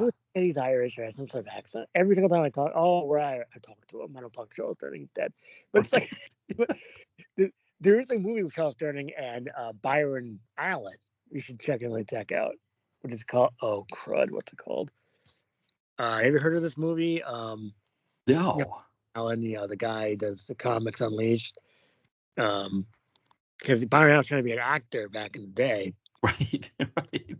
And I'll get it, but it's just I forget the title. It's like it was kind of like Beverly Hills Cop. Case closed. Here we go. Oh, that sounds familiar. It might still be on YouTube. It is fantastic because you got Byron Allen. He acts kind of like Urkel, and it's like before Urkel. And he's like a cop he's like a nerdy cop, and Charles Durning's like the old cop trying to he has his new partner. Yeah. There's some amazing parts to it because it's just funny, it's weird. Byron Allen's all trying to goof around. Do you ever watch Comics Unleashed? I mean, I don't know that 2 a.m. or something on TV. Yeah, I think I remember it being on sometimes. Yeah, for sure. I mean, they're not really unleashed. They have this. If you ever watch it, you ever watch the other one he had? It's called Entertainment. Not tonight, but it's Entertainment Interviews. right. Those it'd be on after Saturday Night Live on Saturdays, and he would just interview people and stuff. Yeah, it was like syndicated stuff that would just be on late at night on. Yeah, that I remember. If you ever watch this, they're these are the most basic kind of questions, the basic kind of stuff. I mean, it's fun. I think they had Denzel on once for something. I don't know. Maybe it was for John Q or something. Right. Yeah. Movies. I mean, because John Q is now pretty it could be very prescient. You got the all stuff about this healthcare. You got that guy, that Luigi guy who killed that. Uh, Right. yeah. It killed the healthcare CEO. Yeah. And now people just don't say kill. They say you're gonna get Luigi. You ever see Right. that? It's like Yeah. Yeah. everyone said the second this guy, like, people like him because people think he's handsome. It's like Hmm. the first thing, where's Ryan Murphy? That's the first person. His first comment. Right. Where's Dave Franco and where's Ryan Murphy? Everyone said the second this guy came out of nowhere Yeah. and shot the dude. And like, think you're gonna get Luigi. Did you see that from the recent thing where he has like a perp walk? This Luigi guy. It's like, did you Yeah. see recently? You got what, Eric Adams, the New York mayor. He's like right behind him. It's all very stupid. It's like, Yeah, because I saw yeah, because it's like it's like so many like police officers are yeah, surrounding this guy with guns, and it's like is he that like elusive and dangerous like that you need like all no, these like SWAT guys like perp walking him? It's like yeah, it's amazing. yeah. There's something with, and I feel like I'm gonna crack up if he gets not guilty. Yeah, I think they're gonna definitely force something on this thing. I mean, like, yeah, well, I mean, I don't really know what really, he killed him for something. He shouldn't kill people, obviously, but it's right, like, please don't kill people. yeah. Kill people in movies, but it's like, Exactly, exactly. Well, because that's the thing is that the healthcare CEO, because health insurance companies they deny coverage all the time. I all the never time. really thought about it before, but you think of like PM, where you'd have like your baddie in a can, right? You'd have like either racist, like Nazi types or Right. like poachers. It's like you think of, Poachers, yeah. Ring of Fire 3, it's the poachers. It's like everybody wants Don the Dragon Wilson to roundhouse poachers to death, right? Like Yes, you just, please. and then traffickers is the new one now, but health insurance company CEOs would be a good baddie in a can. It's like you'd love to I, see, Don the Dragon Wilson roundhouse a healthcare CEO out of a window in a PM entertainment flick. I can totally, and the window breaks, he falls out the window, he's on fire, maybe. It'd be Hey, amazing. yeah. Oh, Spiro Rosato's bring him and Jalal Murray back to kind of make this Oh, John Mayer movie. could be the bad guy. I can totally see that. Yes. What I is am a CEO.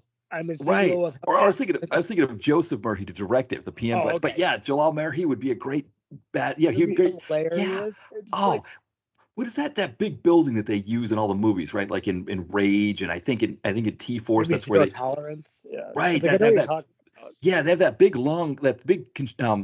office building that they use for a lot of those. Just roundhouse him right out of that while he's on fire, Roundhouse and he Joffrey explodes out when the. he hits like a van on the ground, and it Oh, explodes. perfect. That's a great. And Yeah. who would be the? It would be the Don Dragon Wilson versus Jamal Murray. That's perfect. Hmm. Jamal Murray gets a couple Yeah. hits in, and guess what? Don the Dragon says, Yeah. ah. Right. Exactly. Oh, I mean, Wilson, he's still got to have that in We his still bag, got it. I right? think it's, well. The thing is, we saw him in what, that weird. What was the title? Oh, Borrowed Shepherd Code. Separate Cut. He didn't do much. No, No. isn't he in something else? Maybe he does something. It's called like the Crimson Code or something, or the Yeah, Hitman he's got a few Code. things floating around here. So no, we need him. We need to do the definitive, insurance company, health insurance company CEO baddie. And the Yeah. thing is, right, it's not the same as actual murdering the CEO, right? This is No, because no. all the other CEOs can say, well, we're not as bad as that guy, right? I mean, Yeah, he you could be can like on kind the of phone, like a girl, like a little like 10-year-old needs like insurance for like a boat. like needs a cancer thing covered, Yeah, and then she dies, and it's Wilson who's the one. It's his daughter, right? So he, and yeah, like Jalal Merhi, wherever we get as the baddies on the phone, being like, oh, deny, of course, yeah. Deny. Yeah, it's yeah. like And he yeah, had that accent to do more. He was like, deny coverage. It's like right, yeah, deny coverage. He just says it weirdly, but still says right, coverage. yeah, exactly, yes. Oh, I could totally, and that'd be so great. And then he has like a bunch of like underlings, and then he fight down the dragon. And Oh yeah, well, oh, this is great. I oh want to see this movie now. yeah, I mean, can we bring back Evan Lurie and Sure. Malibu as his like guards? Yes, let's bring them all back. They're so Bring the great. gang back together. Let's Bring yeah, one last roundhouse. It's right, one last round. exactly. What the last roundhouse? That could be the title. What I can. No, that would Deadly be Insurance is a bit of a weak title. no, I but I think think I think I call it the last roundhouse, and people don't know that it's about insurance until they watch it. yeah, it's here, the last roundhouse. Like, what's the Yeah, last roundhouse? Oh, he does a roundhouse to John Murray in the face, and right. he blew up. Oh, could we bring back Kenneth Teagar? Is he still with us? We bring him Yes, back as like he's covering the story on the news because like Wilson is like he's like on the like on the edge, like killing Yeah, people and stuff like that. And so Kenneth Teagar's covering it, and then yeah, Kenneth Teagar has his van out in front of this building. So when the flaming Jalal Murhai lands on it, and it yeah. blows up the whole van. Right. And then he's like, he gets out of the van, he won't die, Kevin Teagar, but he jumps out like, oh, well, guess the news is end for me. And it's like, Yeah. Or could it be like in the Sweeper, right? Mhm. Where C. Thomas Howell gets out of the van before the guy lands in it and blows it up. Yeah. When he was doing like he's just throwing like explosion tanks inside that guy's car in the Yes. sweeper. I mean, like Yes. I couldn't when I first saw that. I mean, like this is the best movie I've ever seen ever. I mean, I Yes. mean that's why I was disappointed he couldn't make it to the Terrificon thing from last year. Yeah. And it's like, oh, I had to sweep. Because the thing is, I was doing my C. Thomas Hall. How many things I have of him? My Mhm. or my I have 25 C. Thomas Hall movies in my collection.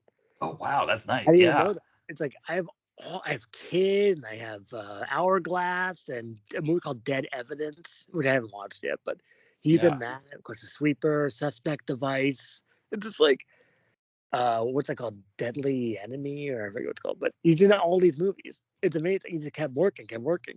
Yeah. I Hopefully he'll love come back to any sort of these cons because I have the Sweeper ready for him. Trust me, I had it ready. that would So, be the best. Like if you could get Sweeper signed by yeah, him. I would love to hear too, because I think if you were getting it signed by him, I would love it if he, like told you some things about the film, I what will it be was like. because I would love to know. Because when I talked to Eric Estrada last year, he was fantastic. By the way, if you can somehow meet Eric Estrada, you got to meet him. Yeah. Oh He's the yeah. coolest. He was the coolest person, and Michael Rooker was funny, Yes. and Martin Yeah, Coe. that was Martin pretty Coe. good. Yeah. Martin Yeah. Coe was good. He was pretty cool actually, Martin Coe, because Yeah. he didn't do Cobra Kai stuff. We gave him all that stuff I mentioned before, but I mean, like he wants other stuff. He doesn't want Cobra Kai. He'll do Hmm. Cobra Kai, but I Yeah. think in the back of his mind, he doesn't want Cobra Kai. So Yeah. it's like that's my personal opinion. Hopefully, maybe William Forsythe will come to these cons because I Oh want man. to get direct hit signed and a Yeah. couple of ones. Yeah, I love the Uh, idea. I mean, Forsythe's another great one. I mean, that would be a great one if you could ask him about Above the Law, sorry, Out for Justice, Out for Alpha, that'd Justice. be great. It's like, Yeah. yes, I love. How one-sided was that fight, Bill? Yes. Well, because he might be able to tell that story about where when Seagal gave him a hard time for not having a good enough Brooklyn accent, even though he's from Brooklyn. Yeah, I know it's amazing. It's Yeah, like, no, I you would need love it. that. Yeah, that's so Yeah. great. Oh, William that Forsythe. was I yeah. mean, I I can't think of the title. Well, actually, he's doing all these great things. He's fantastic. He's in The Rock and he's in Virtuosity. You could just Yeah. stop there. I would have just rested on those two laurels. Yeah. Yeah. I agree. I agree. It's Those like are perfect. if you're in Virtuosity, that's amazing. And see, no one ever asked Russell Crowe about Virtuosity. I know he's Yeah. like doing some rounds for other movies. Oh, he's in Craven the Hunter. No one asked him about Virtuosity. He's Yeah. in. They talk about Gladiator 2, Virtuosity reunion, which technically it is one because he's in a flashback. Yeah. Singing, I guess, in Gladiator 2, and look at it, Denzel. Yeah. Okay, all right. It's like, it's like because if you watch the Training Day speech, and I don't know if you watched it recently, it's fantastic because Oh it's like yeah. Yeah. it's I haven't seen so it recently, but I know what you're talking about. it's so funny. I mean, like 24-hour lockdown. It's like it's and of course the siege speech, any dental speech is fantastic. Yeah. I don't know how he does it. I mean, like the siege one is so good. It's like, well, bend the law, sometimes just a little bit. If we torture him, General, it's over. You know. Yes. And then Bruce Willis like let him out. It's like, well, Bruce Willis is really good in the siege. If you haven't watched it recently, I mean, I wish they fought, but it's a serious drama. It's Yes. like, Yeah. but you got pretty close. And then, do you see? I mean, I never watched The General's Daughter recently. And it was like, well, No. that's Geez. a I tough. don't. That's kind of a tough set Yeah. for people nowadays because there's some adult there's some adult themes, we'll say. Yes. Yeah. But there's a bit in the perfect for the trailer. Everyone watched the trailer. It's perfect because you have John Travolta yelling at Clarence Williams III. And like Yeah. Clarence says, "You should start doing your job." And then Travolta says, "You should start doing yours." It's like, and there's like a big explosion. It's fantastic. Just as long as it's a quality movie, it's high quality. Yeah. That's like in was it one of those one of the Air Force One or not one of the First one of one? the No, not Air Force One. One of the Harrison Ford, like the Tom Clancy movies, where Oh, the guy who's playing the it was president, he's Clear like, Present Danger.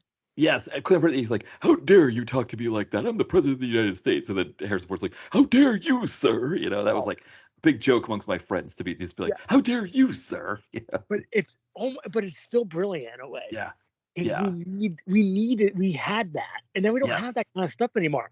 no, We don't have that kind of like dramatic kind of like acting anymore. We all, you know, these things from superhero movies about having a lost soul or whatever what's it called? You have false gods. You worship yes, false gods, and it's like how about something like that? I want like something really exciting to hear, in a yeah. movie.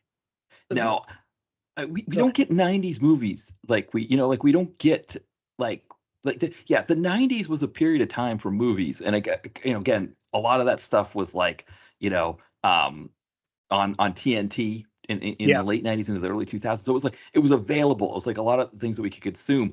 And it's almost like there's this sense of like we don't want to make those movies anymore. Or like I guess too, because so few things make it to the theater now that it's like, yeah. yeah, a clear and present Junkier. danger, for example, right? What is it? It's now it's an Amazon thing with Krasinski, right? He's doing the same. And it's Oh like, right, Jack Bryan. Yeah, I only saw the first season. no, I mean, I think they spent their budget on the pilot. We'll say. right, But, exactly. I mean, it's like it was a different time for those kinds of things, but yeah, it's kind of too bad. Like the 90s stuff, it's like a lot of it's available for people to consume. And like you said, we're just lucky that we had it at all, so we can kind of come back to it. exactly. And like, look at these '90s movies. Look at these, like, look at Broken Arrow again. I think we talked about Broken Arrow a million times. But you Yeah. get like, you're crazy, Dr. Volta. And he says, "Yeah, ain't it cool?" It's like, see, that's amazing. Yes. And then you have that, and then you have all the stuff we mentioned before of all these dramatic, kind of cool lines. We don't get any cool. What do we? I mean, John Wick just says, "Yeah, it's fun," and he says a couple other things. I'm back, or he has a big speech in the first one, like, "Your son took that from me." Right. Yes. You get that really deep voice. I love the deep voice, Keanu. It's Yes. one of my favorites. When he starts yelling, and I think I mentioned it all the time with Street Kings. Uh, Yes. Fantastic work in Street Kings. He's yelling at Forrest Whitaker about something I won't say, but it's like, own it. Yes. Yeah. He says it. And yeah, we need more like yelling. We don't have any yelling in movies. You have no yelling. No, like, there's nothing. We don't have that kind of dramatic stuff anymore. Look at Air Force One. Get off my plane. Like, Right. what's one good one-liner we've had? I can't even think of one. Well, it's like you mentioned Broken Arrow, for example, Yeah, right? Like Broken Arrow at the time in the mid 90s was just a kind of a mediocre actioner that was in the theater. But when you look at it, actually, when you go through and look at it, it's like you've got obviously got Travolta and Slater. You've got yeah. Samantha Mathis, who just did, she was kind of just doing stuff at the time. People like Vondi Curtis Hall, And Delroy Kurtwood Smith. Lindo, Kurtwood Smith, who we just were talking about. I mean, it's amazing. Howie Long was in it, and his son Chris Long, who played in the NFL as well, he met Christian Slater and said like, "Hey, Oh, you threw my dad off of it. You killed my dad in a movie or something like that." Like, really? That's hilarious. Did he yeah, say something about like, yes, I did? right, right. It was kind of like this thing where it's like, yeah, I was, because the movie came out in '96, and I think Chris Long, I don't know when he would have been born. It would have been like probably like in the mid '80s, so he wouldn't have been that Oh, okay. old when he saw Christian Slater kill his dad. That's amazing. Yeah. Is that online, that interview? I'd love Yeah, to see so that. no, so it wasn't an interview. What it was so on this podcast I listened to called the Ryan Russillo podcast. Is Ryan is spelled Ryen. But so he used to have Chris Long on Mondays to talk about the NFL games from earlier, from the weekend. And so Chris Long would kind of give his take as someone who played in the NFL about different things.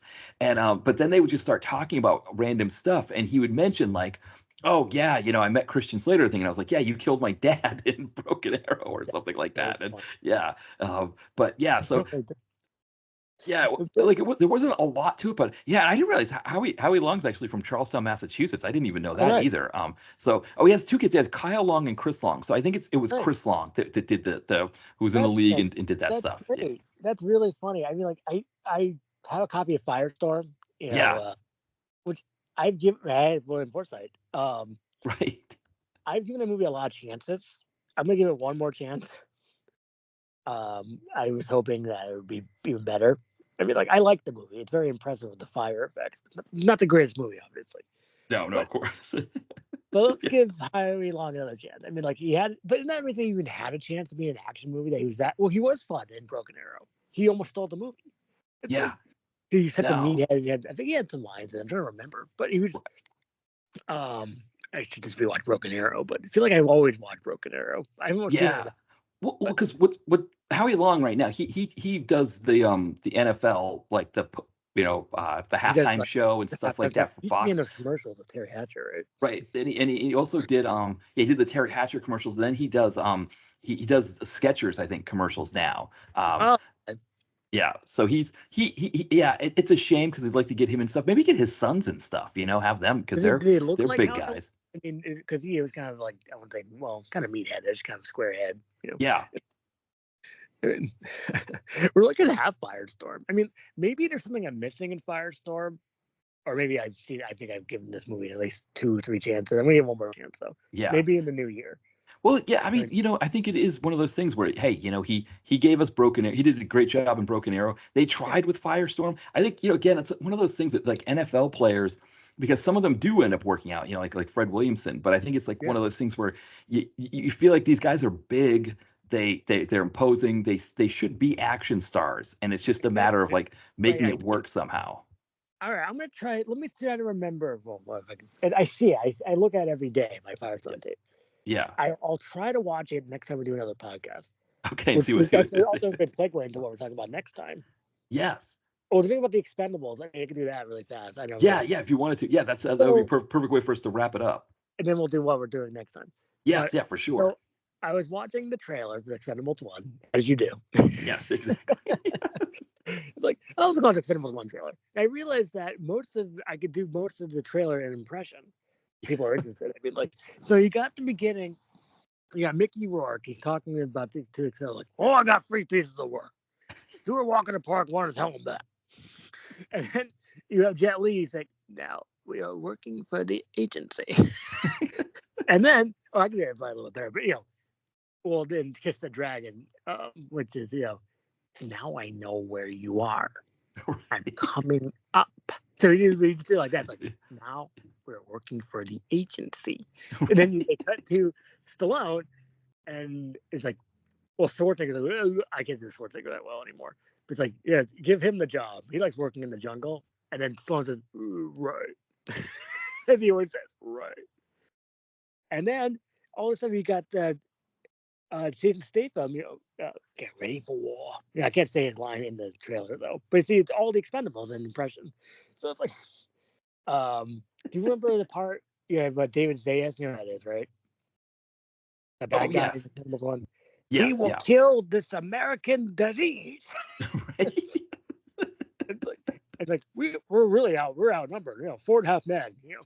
Very funny. It's like he's saying that. What a movie! I mean, like, and of course, if you look up Expendables 2 TV spot called Payback, which I think I showed you, right? Oh yes, yeah. It's the best TV spot of all time because you got Stallone. Well, it's like Van Damme's like, "Are you afraid of me? You should be." And then Stallone, it's like, "What were you gonna do? Cool him." It's like, that's it. That's what you're playing. Kill him. Just kill the lane. Right. It's so funny. I mean, it's amazing. Yeah. Oh, did you see the thing with Trump and Stallone? Then I'll let you go. Was it Mar-a-Lago? Was he hanging out at Mar-a-Lago? Yeah. It's like, he's never since Washington. Congratulations. The way he says that was amazing. You watch that clip where he says congratulations. It's like really like you can actually hear him say it. Right. God, that was amazing. Hey, what's that? Yeah. Good old Stallone. Yeah. I was like, do you have an impression of Stallone? I'm doing all the impressions. It's like, do you have one? Oh, Stallone? It kind of verges on your Stallone. It's like, oh, okay. Yeah, it's kind of like, Barney Ross. Yeah.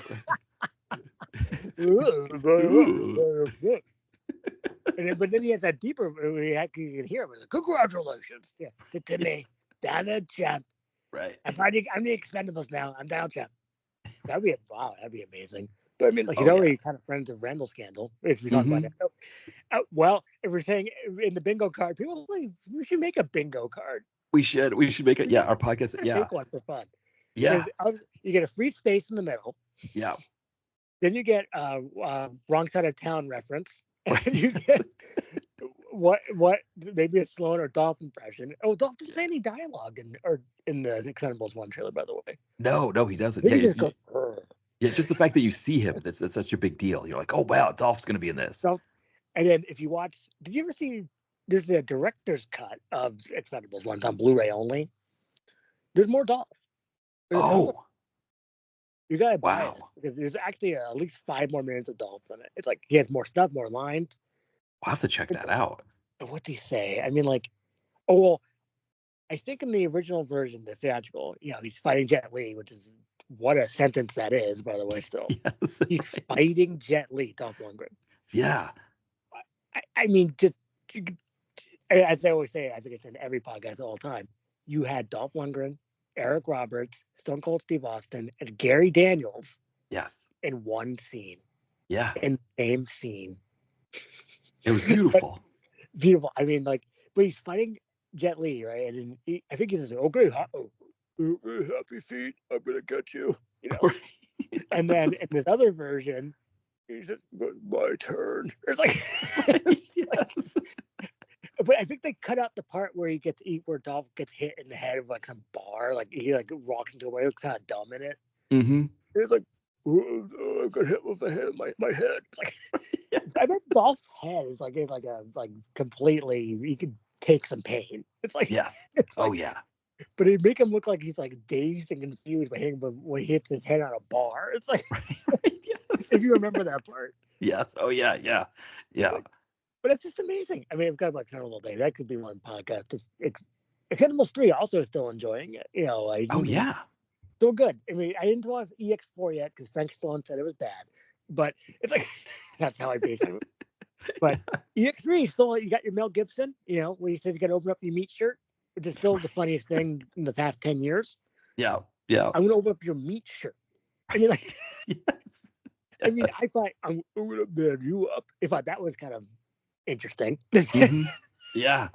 Yeah. Are you a man or are you a sheep? Right. I'm gonna man you up.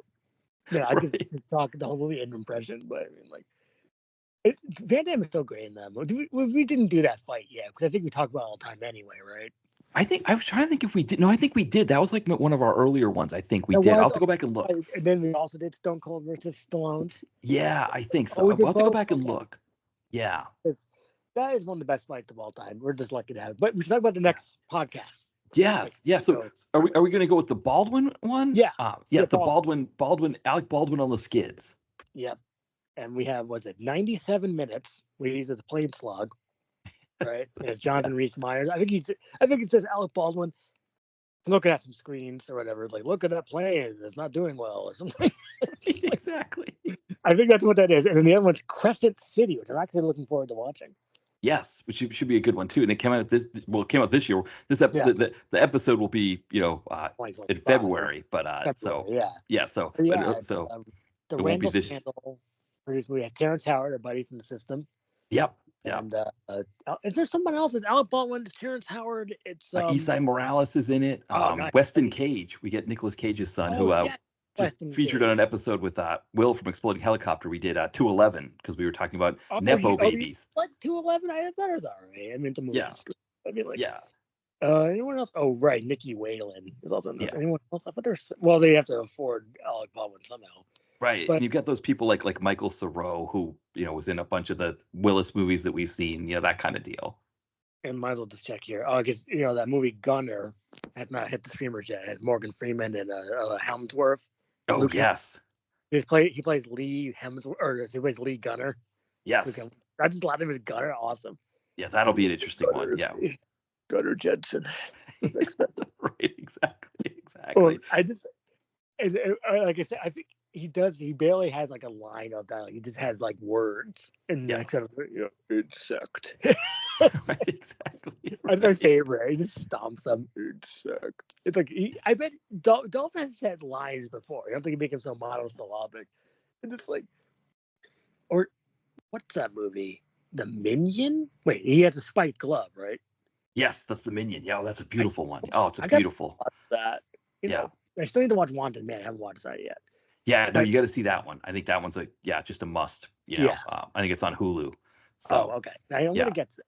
But yeah, yeah, so 97 Minutes is on Hulu and Crescent City is on Tubi. yeah, Tubi. yeah. And So then that'll be good. Yeah. yeah, that's a good one. What was the one The Last Kumite coming soon also. Yeah, so we're looking for something to pair with Last Yeah. Kumite. So hopefully we either get Taken at Rio Yeah. Bravo, Lady Scorpion, one of those ones that kind of fits with Yeah. Last 'Cause Kumite. other stuff doesn't fit right now. It's like a wrong puzzle piece. You need Yes, like so something that connects it. we need a pair. We need something to pair with it. So hopefully one of those will come available, and Yeah. we'll be able to put those two together for Last Yeah. Kumite, maybe for March's episode. That'll be fantastic. Yeah, and then Yeah. hopefully Gunner comes out. Let me just do a quick look, and then I do have to go in a minute, which is Yes. the other Alec Baldwin movie that has Stephen Dorff, which is like a logger movie. Is it Clear Cut? Clear Cut? Is that on streamers? I hope. And Let's see here. not. Yeah. Okay, so not at this recording, but I'm gonna keep an eye on Clear Cut. Yeah, we'll see what happens with that one, because that could be an interesting one too. Yeah, that's perfect for us. It's also got Clive Standen from. Oh, your buddy. Yeah, Clive Standen. You gotta have Clive Standen. The Taken program. He plays the Liam Neeson character. Right. Yeah. Season 1 though. Season 2 kind of fell off. Turned into more of like a procedural. It's like this. Isn't he supposed to like beat up people? They do this all the time. Exactly, yes. Like Blind Spot, which I think I talked about on this program. Yeah. On your program. Season 1, fantastic. Yeah. Then they just scoot around a bit. Like, no, never watch season 4 of Blind Spot. Everyone's listening to this, don't watch season 4 of Blind Spot. Yeah. No, that makes sense. Yeah. It is terrible. It's all talking.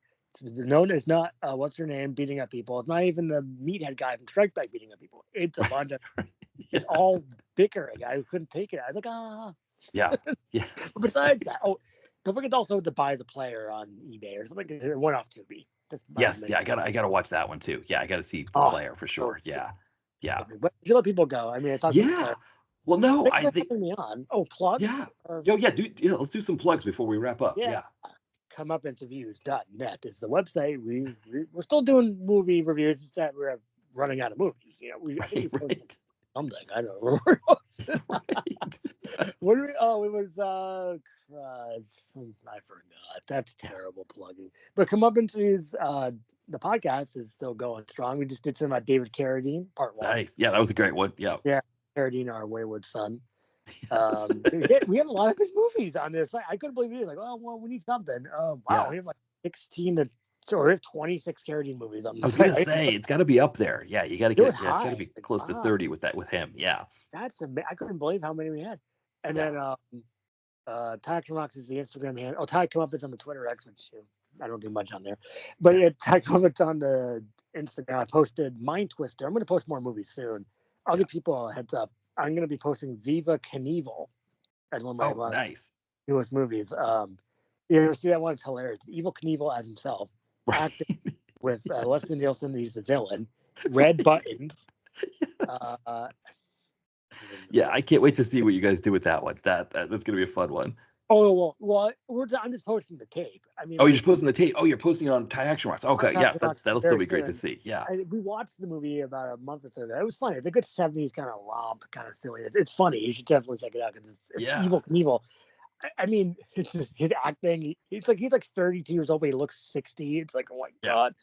He's like, awesome. I mean, he's probably in horrible pain, but I mean, like, he looks so old and he's supposed to be so young. Yeah, yeah. And there's another Evil Knievel. You ever see it? I should let people go, but there's an Evil Knievel movie called Evil Knievel, and it has Lance Henriksen. I think he's hanging around as he's Evil Knievel or something. It's interesting. That sounds beautiful too. Yeah. I love that thing was evil, by the way. Like when they talk about him, like, hey, evil, like evil. I thought evil was bad. Yeah, right. Exactly. Yeah. But I mean, I guess because it rhymes. Yeah. But like everything's like, oh, hi, evil. It's like what? Yes, yeah, exactly. I guess you can't come like I can't think what's opposite of evil. Good, I guess. But I mean, like good Knievel. Yeah, good Knievel. Good and evil or good and plenty, I guess. But a lot of people will go. Thanks for having me on again. Thanks again for coming on. This was another fun one. Get some rappers in here. We got probably one of the junkiest movies we've seen and one of the best movies we've seen in this series of films.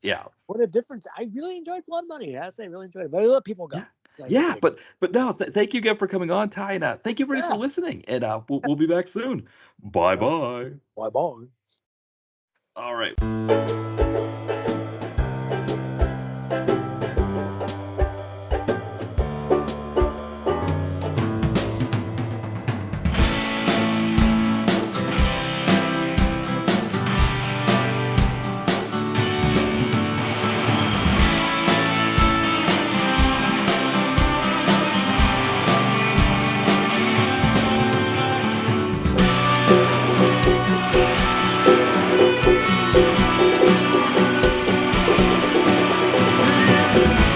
Done